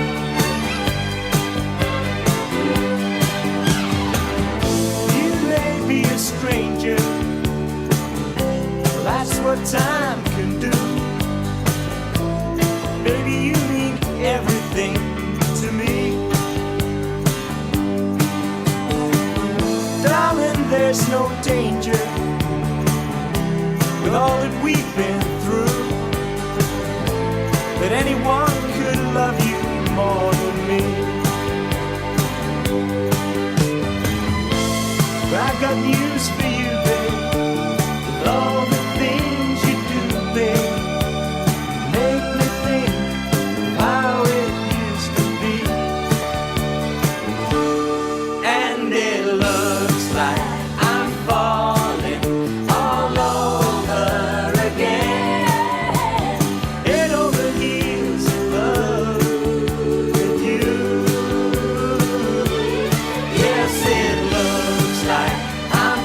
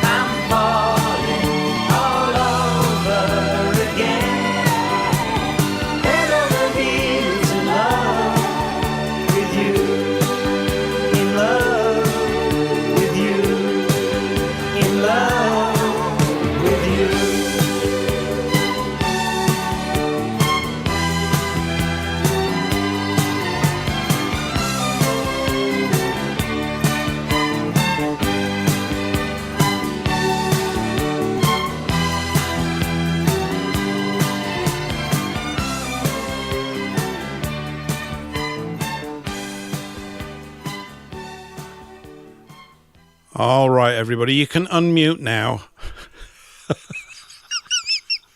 I feel sick. I'm sorry about that, Monika. That was pretty wrong of me to do such a terrible thing on everybody's ears. But I think we've just hit the new low tide musical watermark in the show. It's going to be difficult. But by the way, if you're out there and you know of something even more ghastly than that, please let us know. And in a few weeks' time, when we've all recovered, we will have a go. Yes, Monika, you loved it. Oh dear. I have to tell you that I might be maybe a little bit challenged because my brain does not compute when I'm hearing music, and my brain does not compute the lyrics. It only computes the melody. I'm the same. I'm the same. I'm exactly the same. And all that. So I don't even know what it was about. So I'm very curious now. I'd have to listen to it again and then really work hard to actually pay attention to the lyrics. I have no idea what it was about. I mean, if you take my advice, Monika, you won't spend a second doing any of the things you've just suggested doing. Don't do any of that, right? I've got too high a regard for you to put you through it again.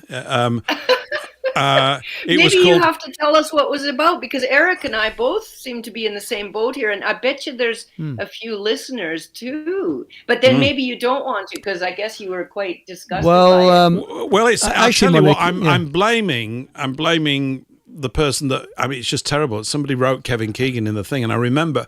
So you probably don't even know who Kevin Keegan was. He was a very, very good footballer, and not a very, very good singer. Right, or at least he sung not very, very good songs. Maybe he's a magnificent singer. I don't really know, but that wouldn't have been a good example of it. That was called Head Over Heels in Love, and was, I suppose, 80s pop vacuous nonsense, or was it late 70s, Eric? Something like that. But he was he was a very good footballer. Very, very good. Went over to Hamburg. So he's English, but he went and played for a German team. He was one of the first guys to ever sort of do that kind of thing in the 70s. And to probably cash in on his popularity as a bit of a footballing superstar or whatever at the time, somebody obviously said, Kevin, record this. Aunt Sally, I think, did put it on mute, but I pointed out to her that even jazz will sound good in comparison to that going forward. So maybe we've helped introduce Aunt Sally to jazz, but probably not. I'm sorry about that, everybody. Yes. There we go, but there you go. No, it's okay. It's good. It really was truly dreadful. It had literally nothing to recommend it, which I think is good, really. It's hard to find songs that are literally bad in every... Oh, you loved it, did you? Come on. No, because Monika is the same as me. I don't listen to the words. I only listen to the melody, you know. It's strange, but I don't listen to the words with music. But there's one record I think you will listen to the words with, and I think Monika will. And that is I Want My Baby Back. Yeah, but we can't play that because if this were a family show, it'd be the most deranged, sick and evil family that you could ever think about. So, no, we can't put it. It's not. We're not having people singing songs. That actually won the world's worst... That was actually won the world's worst record on Kenny Everett in the 1980s. Yeah, and actually sold with this record could seriously, at a government health warning, this record could seriously damage your mental health. Anyway, are you both recovered now? Is everybody recovered a bit? Have you got your breath back? It did make me feel slightly bilious, and it reminded me of moments like that when terrible songs would come on top of the pops. There were things like that would just crop up in the 70s. You don't get such strange stuff anymore. Actually, I prefer the 70s for that. There's something really probably rather cathartically good about a toe-curlingly awful song. Whereas now they're all so slick and produced and in such a narrow band that they're not toe-curlingly awful, but they're just mind-numbingly dull. I find, but then I am a middle-aged old fart. Anyway, it's good to go from sort of fractional reserve banking to Kevin Keegan, don't you think? I thought that was really quite a good segue, really. Yes. I thought we've probably ruined everybody's health, haven't we? So with that one. Sorry about that, Monika. I mean, you only come along once a month. It's not. It's wrong. It's wrong that I did it, and I apologise sincerely. I'm sorry about that. I'm just getting more and more curious what it's about now. So. Well, he's just head over heels in love with someone or something, or maybe he was head over heels in love with football or something. I don't think it was about football. It was, they all had permed hair then. So I think he had permed hair then, didn't he, Eric? Not that I know that And you're you a must have hairdresser. done, or yes. anything. He must have. They all Yeah. started perming Yes, their hair. bit like Yeah. my hair at the moment. Yes, I think your bouffant hairdo is really rather dashing, Yes. actually. So, yeah, it's good. Yeah, it's pretty It's a shame good. it's see-through, though. Mm-hmm. It's a shame it's a see-through hairdo. My hair is actually see-through. People don't realise that. I've actually got it shoulder length. You've got a force field around your head, haven't you? You're basically like a Yes, superhero. yes. I understand. Yeah.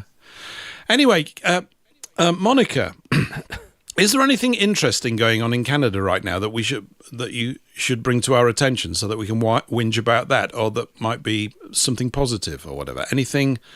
What's the political thing like over there? Is it just as mad and bonkers as it used to be? Have you still got that oaf in charge? Who's in charge? It's worse. It's worse than ever, actually. Yeah, it's this Mark Carnage. That is his nickname now, and lots of people are calling him Mark Carnage instead of Mark Carney.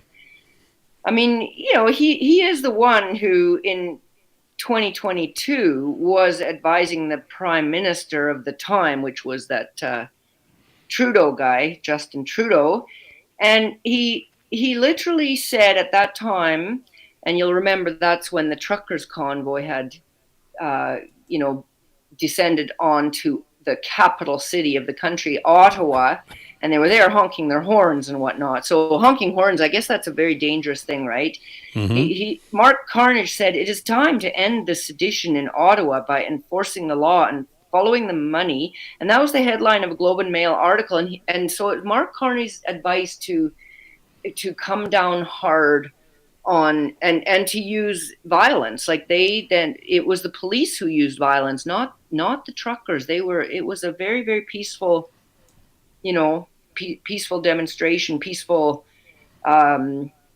basically a demand for freedom, So anyway, but that's who's running our country, and there's all kinds of bills being quietly rolled out, and I'm not sure about the status of all of them. There's one that's particularly egregious. It's the Online Harms Act, where you could go to prison for life for something that you might be saying online.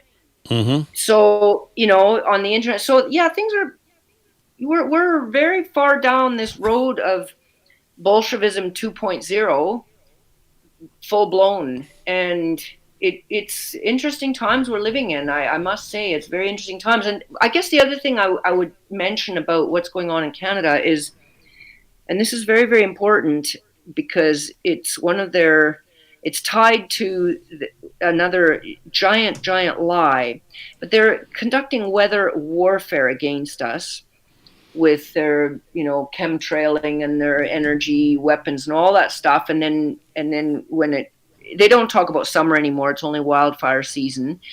And then they tell us that there's this thing called climate change with too much carbon, and carbon being the stuff of life. I mean, it is so upside down, inverted, backwards. So when they say we are to lower our carbon footprint, they literally mean to extinguish our lives, because we are carbon-based life. Yep.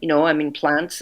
So anyway, that whole thing. And, it's interesting that the climate change / global warming hoax was one that took me longer to figure out than, some of the other bigger lies that are illegal to question, shall we say, what went on in World War II and whatnot. But anyway, so it took me longer to figure that out.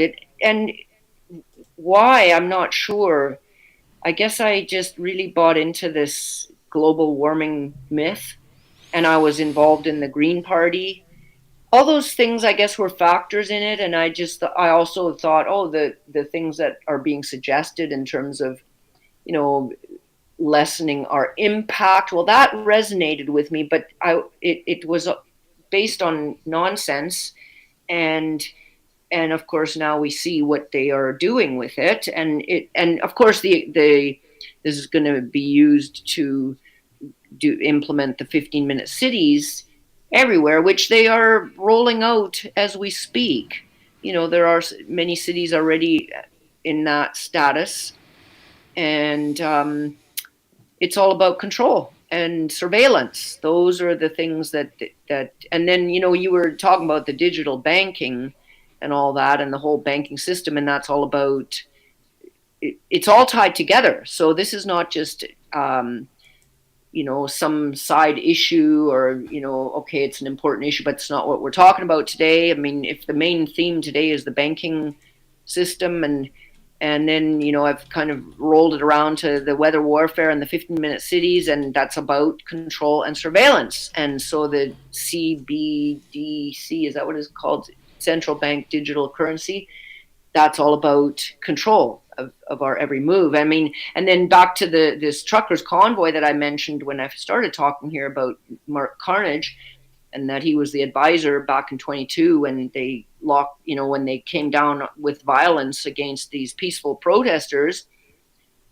Oh my goodness, I just lost the thread where I was going with that, Paul.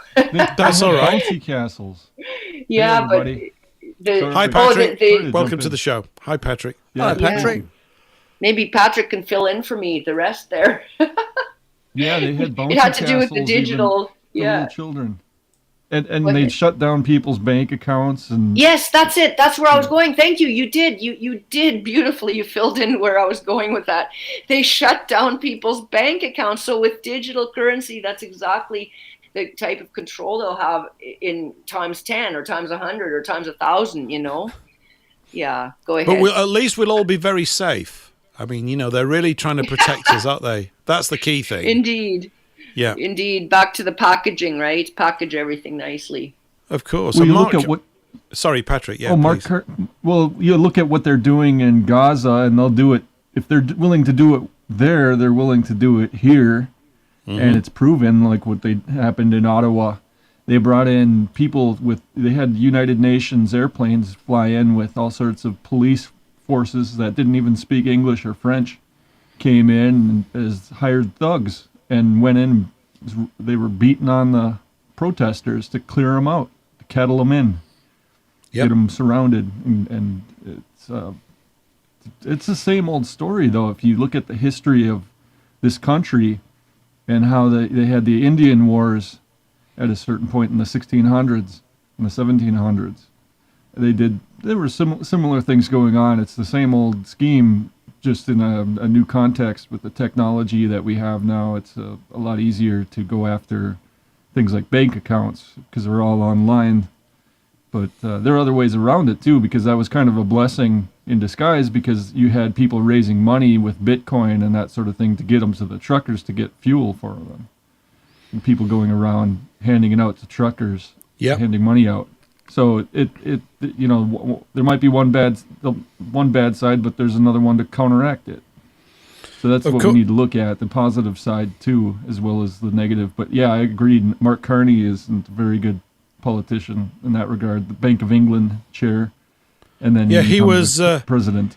Mark Carnage was head of the Bank of England when Liz Truss was at the helm he's the one she was talking about when she said she had no power, he had all the power. Yeah, he had all the power. I mean, he happened to be the guy sitting in the chair. He was the appointed head at the time, but she pointed out that you can fire the Prime Minister, but you can't fire the head of the Bank of England. So who has more power? Same with Trump right now. He's making a big deal about how Gerald Powell, or whatever his name is, Jerome Powell, he can't fire him. He has no ability to do that. And then they have Canada, recognizing Palestine. And now Trump is all upset and saying, well, then they're not going to get on our good side with our Canadian trade deal. It's like, well, okay, it throws another monkey wrench in there, because it's like, well, who's the bad guy? They're all bad guys. All of them in there, and it's all a show. It's like WWE. We just had Hulk Hogan die. He kind of represents the American wrestler. The wrestler, the American Third Republic from World War II on, what it's become. He's kind of the epitome of that. Yeah. Yeah, I know. All steroided up. But then we've got situations over here. I don't know what I know. I've heard that something's about to be put into play in Northern Ireland, and that they're going to switch them all over to digital currency in Northern Ireland. Now, I could have got that wrong. It might not be everything, but apparently they're going to use that, so I hear, as a space to trial it. We've also got a thing over here called the DWP Plan for Bank Account Surveillance. Now, the DWP is the Department for Works and Pensions. And the way that they're framing this is that they're going to basically find benefits fraudsters, people that are getting paid too much money from all the benefits that the government give out. I mean, this is such a retarded sentence. Why are they giving them out benefits in the first place? Obviously, their system for actually allocating benefits is broken. Why would you then need to go, well, we need to surveil the people that we're giving the benefits to? Well, don't give it to them then. But of course, this is a lie again, because it's just the soft introduction of rolling that technology out everywhere. We've also got a thing called the Online Harms Bill, which apparently is going through, which is to protect children. But we're imminently in danger that anybody that gets offended by anything can file a complaint and you can be shut down. So this is the old commie thing of basically shutting down speech, because what's in that speech is basically going to be ideas that oppose the powers that should not be. And so the game plan's exactly the same. The technology's different. Eric, I was meant to ask you as well. I don't know what's happening in your area, but round here for now the last 2 or 3 years, actually, all the roads have been dug up all the time with more internet cables being laid in. And, of course, they're not internet cables. They're to create the basis for the 15-minute cities or the restrictions on travel. Have you got that going on? I'm glad you've mentioned... Have we? Well, the town centre, they're putting a road in and it's just going a couple of 100 yards, and they've been almost a year on it. And you think they're digging down to Australia. Cables and cables going everywhere. Why? I don't know. And another thing they're doing, they're putting cones out, closing down lanes on roads, and there's no works going on at all, just to create a traffic jam. Same here. There's nothing going on. Our entire town, Main Street, is closed down for construction. They dug it up. It's like they're going to build a swimming pool from one end to the other, the way they've got it dug up. Yeah. And it's been all summer. It's going on... It's going on 3-4 months now. What's the population of your town, Patrick? What's the population there then? It's like roughly 1,000 people, 1,100 people. Yeah. Well, we're the only one around though that's got a Masonic lodge in our town for the next 50 miles. Maybe it's a Masonic protection system they're putting in case us peasants all get a little bit more, uppity about things. Yeah. Yeah, have you got any of that round near you, Monika? Lots of roadworks or anything, lots of cable laying? Is there any of that going on in your neck of the woods?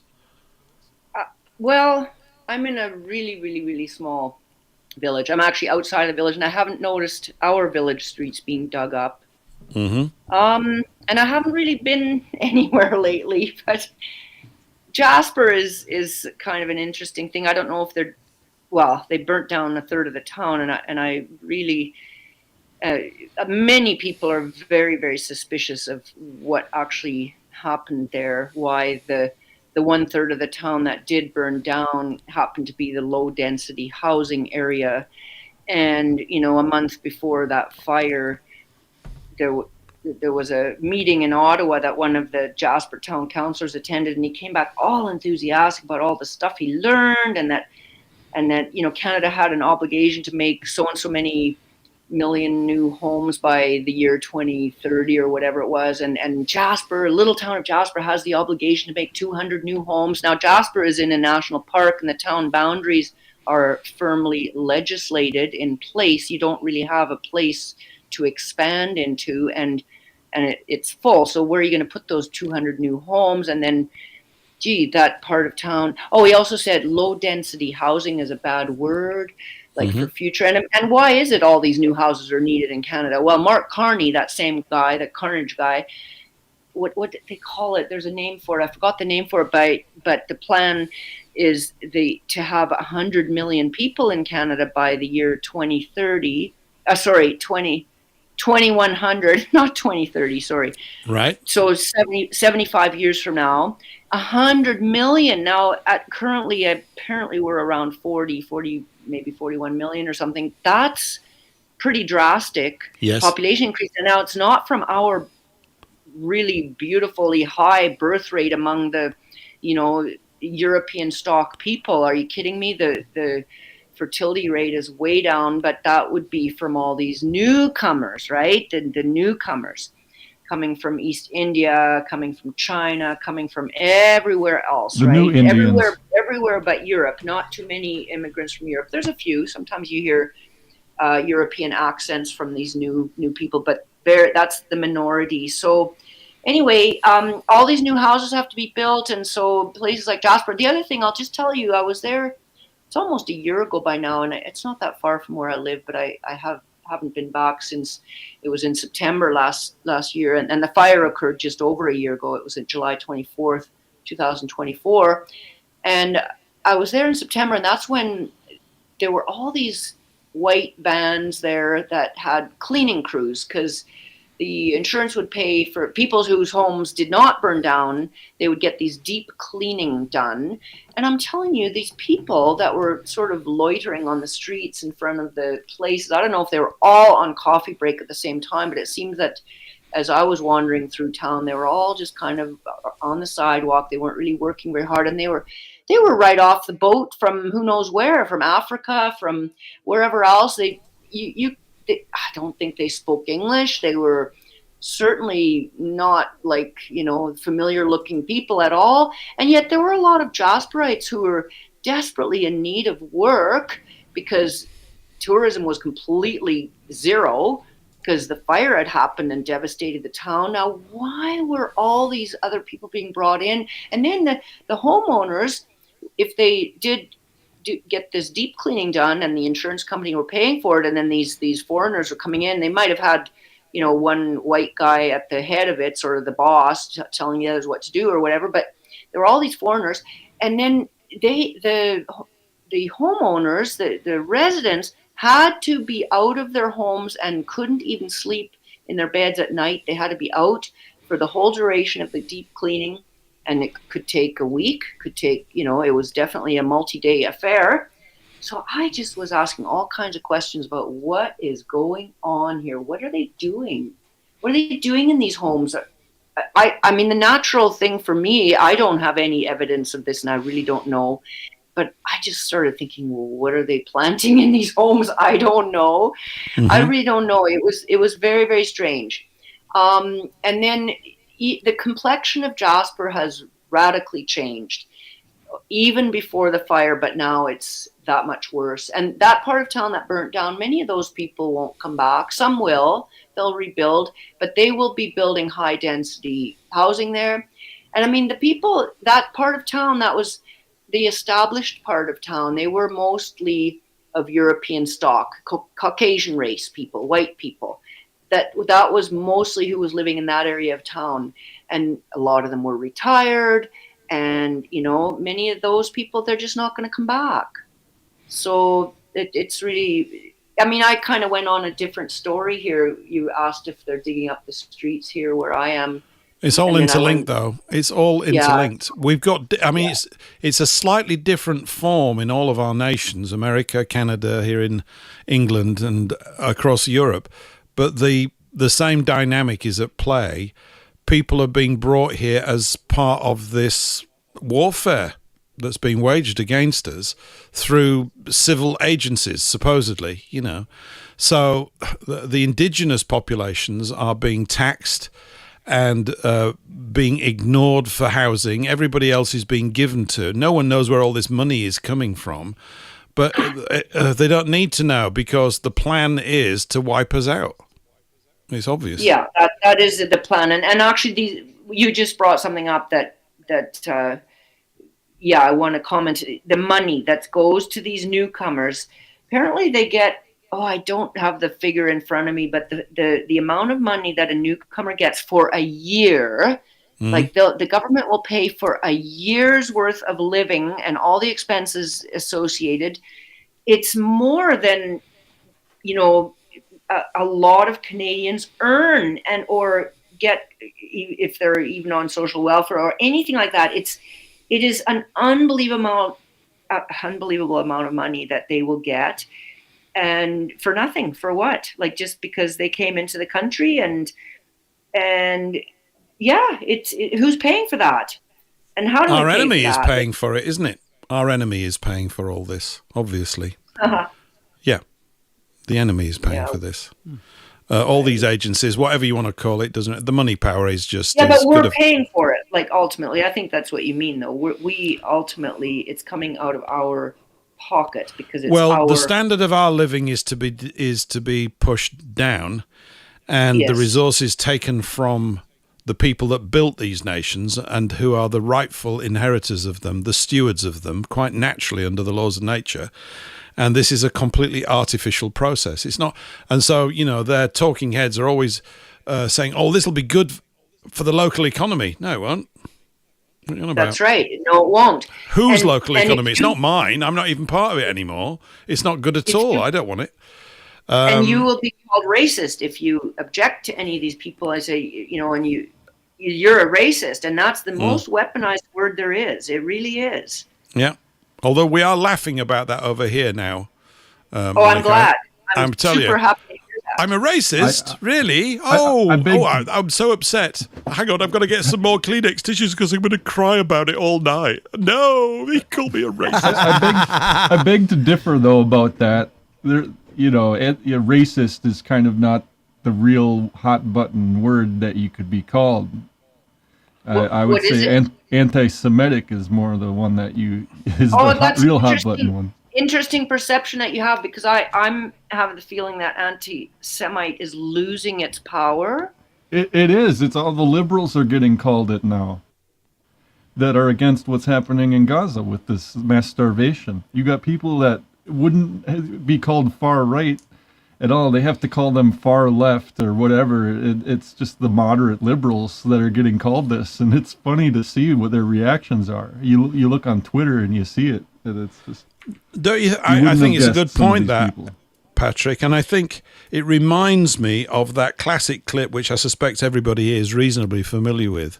Eric's mentioned it many times, and it's been around for many years, which is the interview with Yuri Bezmenov about how you undermine and demoralize a nation, and that the left, who think that they're going to be on the winning side, they're all going to be lined up and shot in the back of the head and put into a pit, metaphorically speaking.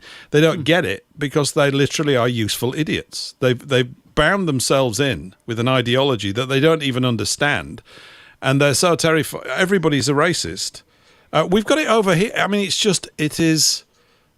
even if we call these people mentally ill, which is true, there is no sort of essence of shame in them. And these people that don't have shame are very scary. They'll do anything. You can't sort of point out to them that they are behaving in an appalling fashion. It doesn't matter because it's coming from someone like me. And you're a racist, so we're not going to listen to you. All this kind of stuff. Are you familiar with this jeans advert that's running around in the States? You must know of it. These Eagle jeans with this... model, some 27-year-old model. She's absolutely fabulous looking if you're into all that sort of thing. If you're into fabulously looking, beautiful white women, she's one of those. But the company that does it, they're owned by the tribe. So of course, they're playing games here with that. I know they are. Their stock price has gone up and all that. They don't care. This is part of it. It's not that there are sides. There are, but they're not the ones that people think that they're on. Basically, you're right. The whole thing is just to create permanent communications confusion and drama and keep switching allegiances so that no one can really define who stands for what anymore. It's just that it's all getting worse.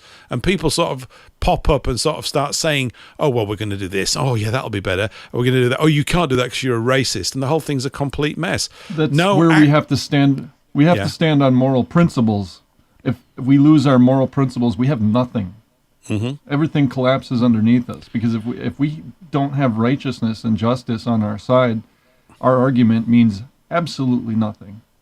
So as long as you're right with God, as they say, you're going to be fine. You have nothing to fear.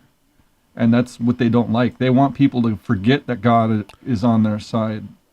That they want to destroy our holy places and kill men, women, children, and our cattle and all this kind of crazy Talmudic stuff in order to demoralize us. Well, we can't let them. It's not going to happen. It's an amazing campaign. It's a really interesting campaign, though, in terms of the amount of pathetic responses that it's generated. I mean, I don't know if you've seen it, Eric. Are you familiar with it? Are you talking about the jeans thing? Yeah, Sydney. It says Sydney Sweeney has great genes with a J. But of course, what they're all sort of up in arms running around, it's sort of the hullabaloo media all sort of wetting their knickers. Well, most of them, some people don't mind, thinking that the implication is that because she's white and beautiful, which she is, by modern beauty standards, that what it really means is genes, as in Genes, and therefore white genes are better. To which I'm going, well, yeah, and your point is what exactly? It's obvious. But you're a racist. Yeah, that's okay. Great. I have to look this up. I'm gonna look the ad up. So, what would I put in? Just a jeans ad? Just type in Sydney Sweeney. It'll pop up. It's everywhere. Every newspaper in the world. I've got reports from Australian newspapers. There's a new racist in town. That's great. The brand Monika is called American Eagle brand. Yep.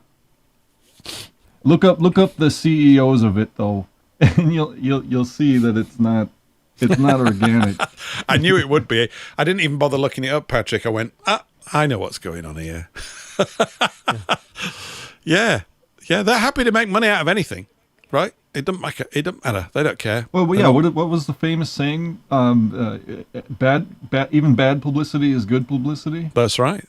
Well, their stock price has gone up, or their stock value has gone up $400 million since this has started. So it works. Effect in reverse. Yep.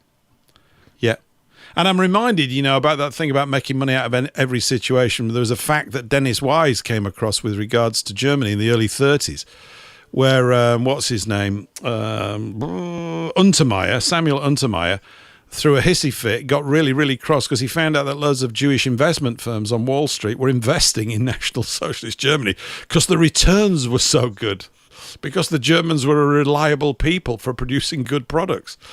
He said, you can't have that. We've already declared war on them. So there was a bit, I'd like to see a film on that. I think the same thing is happening right now in Russia.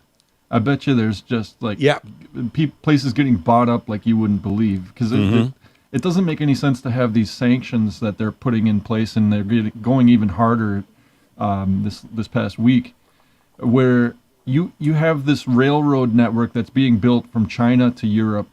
And you have to either go through Iran or Russia to get to Europe, or China, vice versa. So, and they've got sanctions on both of these countries. Well, the people who can get around the sanctions are going to make out like bandits. And I think that's what's happening. I think we're being bamboozled. It's the little people like you and me that are being prevented from investing in those places where the major trade is. Well, I don't have any disposable income, Patrick, to invest That's what I mean. That's what I mean. Anything, of course. But if you did, even what little you had to invest, you couldn't do it because of sanctions. Yeah. And then you would have, you can do it, but then it's a little more complicated than, and not every person can make contacts in those countries. So we're getting fleeced with these sanctions, and I think the whole war scheme has been played many times, and they've got a formula that works. That's worked. We're getting fleeced with every single thing that's going on. It's literally a fleecing operation. We're paying for the digital prison, of course, that they're seeking to build around us, I guess. Well, I think, Paul, it's kind of like what your wealth, how you define wealth. I define wealth as my lack of needs rather than all my possessions. It's like, really, that's what it boils down to with anybody, with the poor, is your lack of needs defines your wealth. Because I don't, I'm fairly well off in that regard. I don't need a lot of possessions as long as the needs are there, of basics of bread and roof, shelter, clothes, that sort of thing, the basics. Have you ever heard of something called municipal socialism? Oh, that sounds lovely. Count me in. I like a good bit of jargon. Municipal socialism. Yeah. That's the hot ticket. Yeah. I'm very excited. Go on, tell me. I was digging around X, and I found this fella think his name is Tony Arnett, and he's a liberal city dweller in New York City, and he's getting called all the bad words because he's pro-Palestinian and this kind of thing. But yeah, he made this comment that just blew me away, because he's like, we need to go to municipal socialism, which is what Karl Lueger, in the lead up to the Third Reich, was advocating in Austria. Right. And he totally changed the city of Vienna around through his plans that he had in place. And I asked AI what was Karl Lueger's municipal socialism, and I'll give you just 4 quick key aspects. Social welfare.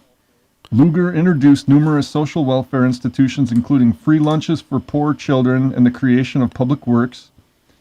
2, infrastructure development. He municipalized gas and electric works, established a public transport system with streetcars, and extended the public water supply.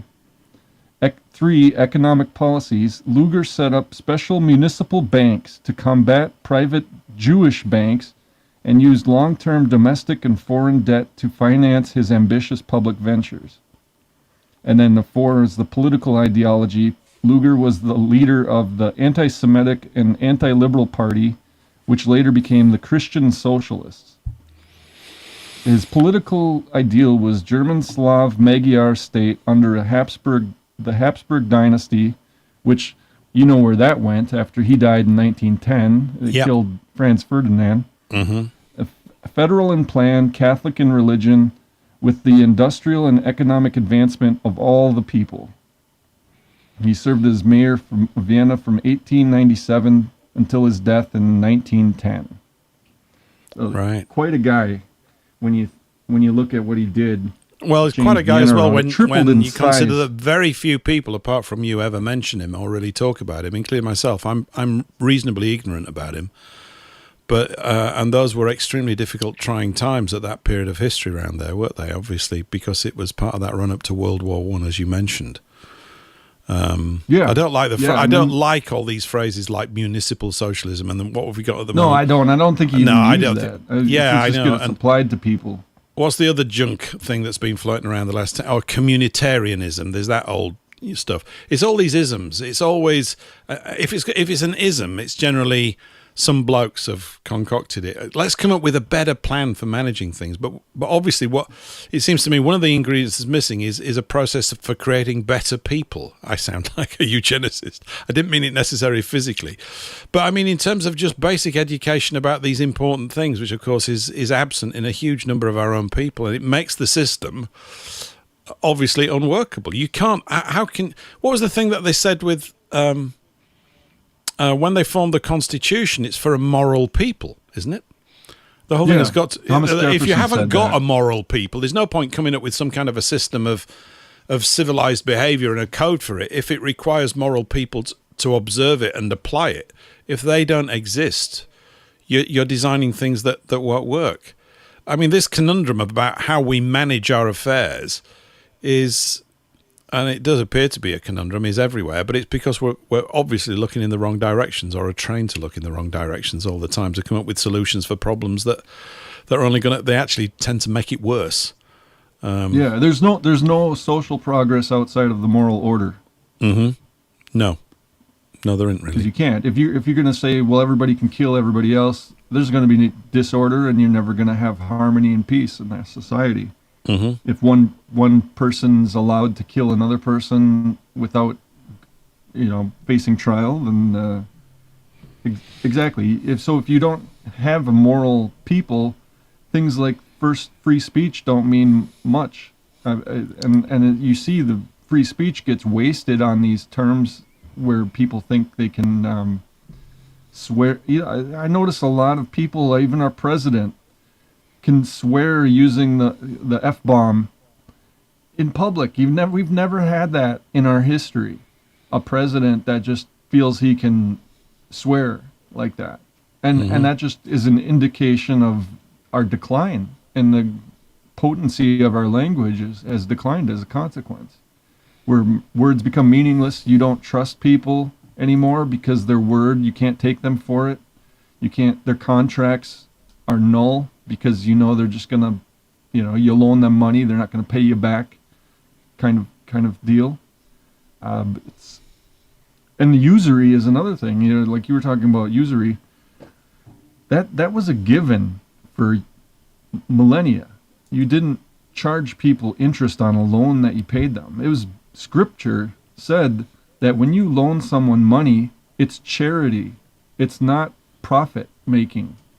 It's meant to give somebody a leg up that's poor in a state where you can afford to give them something to help them, like the Good Samaritan. Mm-hmm. And you have no right to demand your interest payment on a loan that you give out. And really, you can't expect even to get paid back a loan. If you get half the money back for a loan that you give out, you're doing pretty good. Like from between you and me, like on a street level type thing. If you you have relatives or anything like that, you've probably gone into that situation where you loan them money because they need it and they're in a hard spot. That quality is great, and I suppose we've all had examples of that intra-family when it's happened, which is good. The way that money floats around inside a family, it's just irrelevant. You go, look, just have it. Nobody, you owe me 10 quid for that stuff we bought the other day. Just go, it's coming in, and we all need to use some stuff. I just happen to have some pieces of paper. It doesn't matter, and it doesn't. And that's the spirit that you want to live in. When you've got that. People have experienced that, been in the warmth of that kind of situation. I just remember all my aunties and uncles, they never bothered with this stuff. Here you go. And it wasn't an important thing to chase it up or to pester people for things like that intra-family. But you could also see that this leveling of interest on all money, so all money that we spend has got interest sitting on it, as effectively puts all of us subtly into competition with one another. And this is manifested in all these other sort of complications that we've got in society. Like people get extremely combative over money. Quite naturally, it's understandable from their survival point of view that they have to do it. And so we are, in a way, surrounded by more wealth and plenty than we've ever been. But you're denied access to it because of the nature of a monetary system that keeps you constrained, intentionally so. Not that I'm after tons of stuff, personally. I don't want loads of stuff because you have to clean it and look after it and all these things, and it should be down to you to do with those things. The big wealthy guys that have these massive houses, and England's sort of littered with the history of this in the 17 and 1800s, these huge sort of palatial things that are still existing. They're magnificent buildings. They're great to look at and everything. But, of course, they require an army of servants to keep them going, and it's all this. You create these hierarchies which of course over here have produced the class structure, which is still very much with us. It's probably never going to go away, I suppose, unless something radically shifts in the hearts of people. And maybe it is a miracle on that level that is required. I'm always open to the idea that that's got to be part of the situation. Yeah. Well, if you can get people together that are of the same creed, where they believe the same thing, and they know what the score is, and they have the moral, they believe in the 10 Commandments, and that you can be certain that it's like you have confirmation that these people are good people because they live an upright life, and their word means something. When they say something, their yes means yes and their no means no. Mm-hmm. That's the type of society that we're working toward, and as the ideal. And if you have a culture, because this is where ethnicity and culture come into play, because you need to be around people you can trust that aren't going to steal from you, that aren't going to harm you. We need that moral certitude in other people, and that's where the church came in the previous generations, and why there was such a reliance, and there was more dignity and honor in those people. Looking back, you can see it even in the way they dress and the way they perceive life. Mm-hmm. It's much different than we have now. Like you were saying with disposable, Monika was saying about how things in Canada became disposable in relation to her father's culture coming into Canada. and that's respectable. I mean, because he came from a society where it had been Christian for 1,000 years, and coming to Canada, where we're relatively new here. We have the savage Indians meeting the Western folk settlers coming in and teaching them their ways, and it's like there's something to be learned from that, and that's what we need to inspire ourselves to. We need that camaraderie too, because if we're just on our own, we're not going to do as well swimming as we will in a ship together. It's a numbers game. There's an aspect of it that's very much a numbers game, and to try and find a few simple things that have got broad appeal to many people, so that lots of people can take one step forward in the right direction and look around and go, oh, look, there are other people like me willing to do something. It's happening. It's happening not as quickly as we want. And of course, I suppose the anxiety is whether it will happen fast enough. I mean, obviously the situation in Canada, Monika, is that we don't get many reports on Canada, but the way you're describing it is just that they're bringing lots and lots of people in. I mean, we've got relations over there. I've mentioned this before. Lots of Chinese people are in Canada. And of course, after 20 years of this, everybody gets used to it, whatever I might mean by the word use, but they become acclimatized. You just accept it. And this is the problem. I mean, it's the problem here. And then people go, oh, we can't change it. No, we go, hang on, we have to change it. If you want to be, if you want to have a productive life again, we don't dislike these people, but they're in the wrong location, and they're not here under their own steam. They didn't get here because they said, I'm going to go live in Canada. No, there's huge agencies at work doing this, and those are the agencies that are waging war. That's right. It is a planned invasion, and it has nothing to do with, some people still like to call it, oh, that's immigration. No, it's an invasion that is steered and planned, and they get away with it. They get away with it by demoralizing us.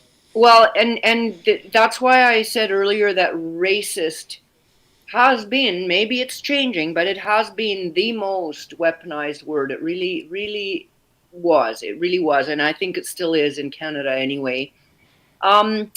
So I agree with the morality aspect of all that you were saying, Patrick. It's very, very important that we have more morals and morality. I would say that is tied very much to race. And I'm not saying that, these other people, if in their countries, maybe they have a morality that works for them, but to mix us all together, it is going to be impossible to have a moral society. It just is not going to work. What I grew up in the 60s and 70s in Edmonton, and I would say that I was very fortunate to have grown up in probably the last generation where, your image that you're using for this is the family, and it's all white family there, and where they're going to there out in the countryside is beautiful. And green and blue skies and clouds, and it's so beautiful. And I would say that I grew up in this utopia that was like that, and we trusted. It was very high trust society, and it doesn't mean there was no crime in the city. Of course there was, but it was very, very different times, and mothers were at home for the most part. I would say that was the last generation where that was the absolute huge majority. Like all my friends, it was the same thing. I out of a class of 30 kids, there might have been one or two that had moms who were working outside the home, and the rest were in the home. Same for me. Very traditional. Yes. Yep. And that was, made stable families, stability at home, strong societies. That's why I say I grew up in what could be called utopia, although, of course, we didn't understand that what was being laid down, the groundwork for what is is now happening. I mean, we were being basically, fatten them up before the slaughter type of thing, if you want to take that analogy, sort of a farmyard analogy. But, we were taught all these wonderful and beautiful things about democracy and how, it's for the people, by the people, of the people. And we were also taught that we have freedom of speech and freedom of the press. And so, of course, that was perfect, right?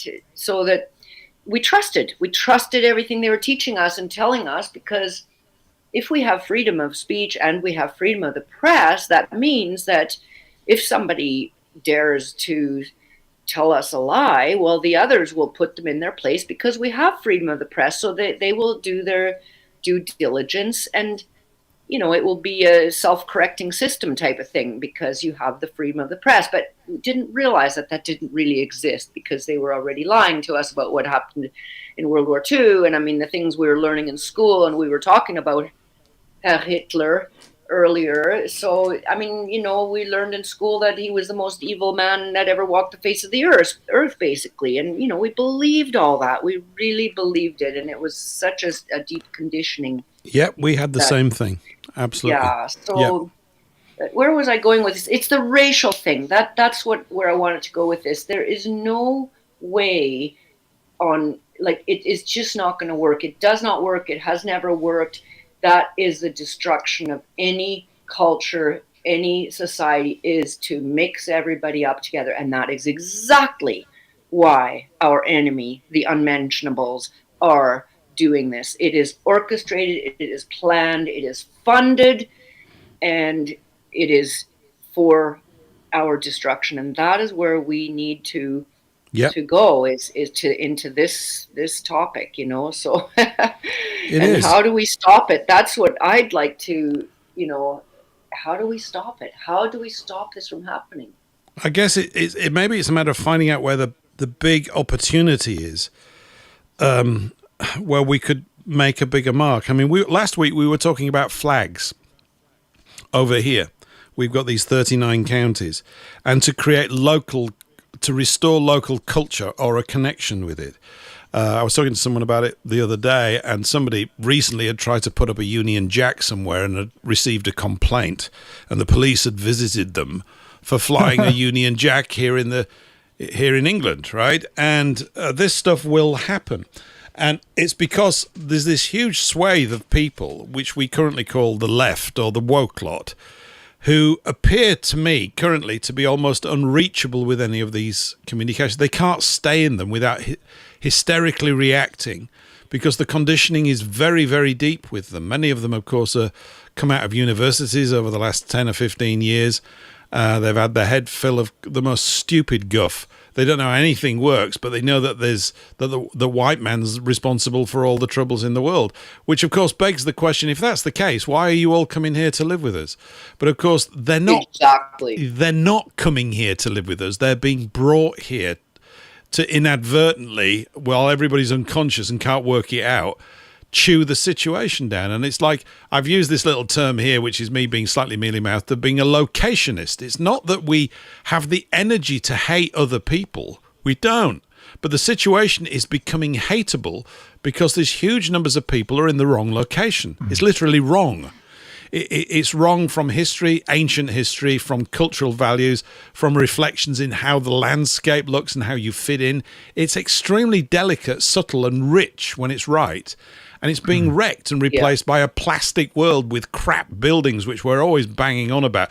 All of these are symptoms and signs of this artificially induced world, which is going to harm all of us, which is the plan. I mean, it's just to produce this homogenized lump of meat, really, called human beings, that won't have a historical connection, that can't connect with their culture. And that's why they react badly. And that's why that person probably called the police, because they were offended by a Union Jack, because they know what it symbolizes. It symbolizes an individual people saying, hey, this just happens to be us. This is what we've got. We're quite happy with it. Thank you very much. And we don't need you here sort of doing your thing. We know you want to do your thing. That's fine. But you're in the wrong place. That's always saying, you're in the wrong place. You can't do it here. Your character's been dirtied. Yep, everything. You know, yeah, I'm wondering though. this flag thing, I don't know what we're going to do here in America because it's a little different situation than you have over there.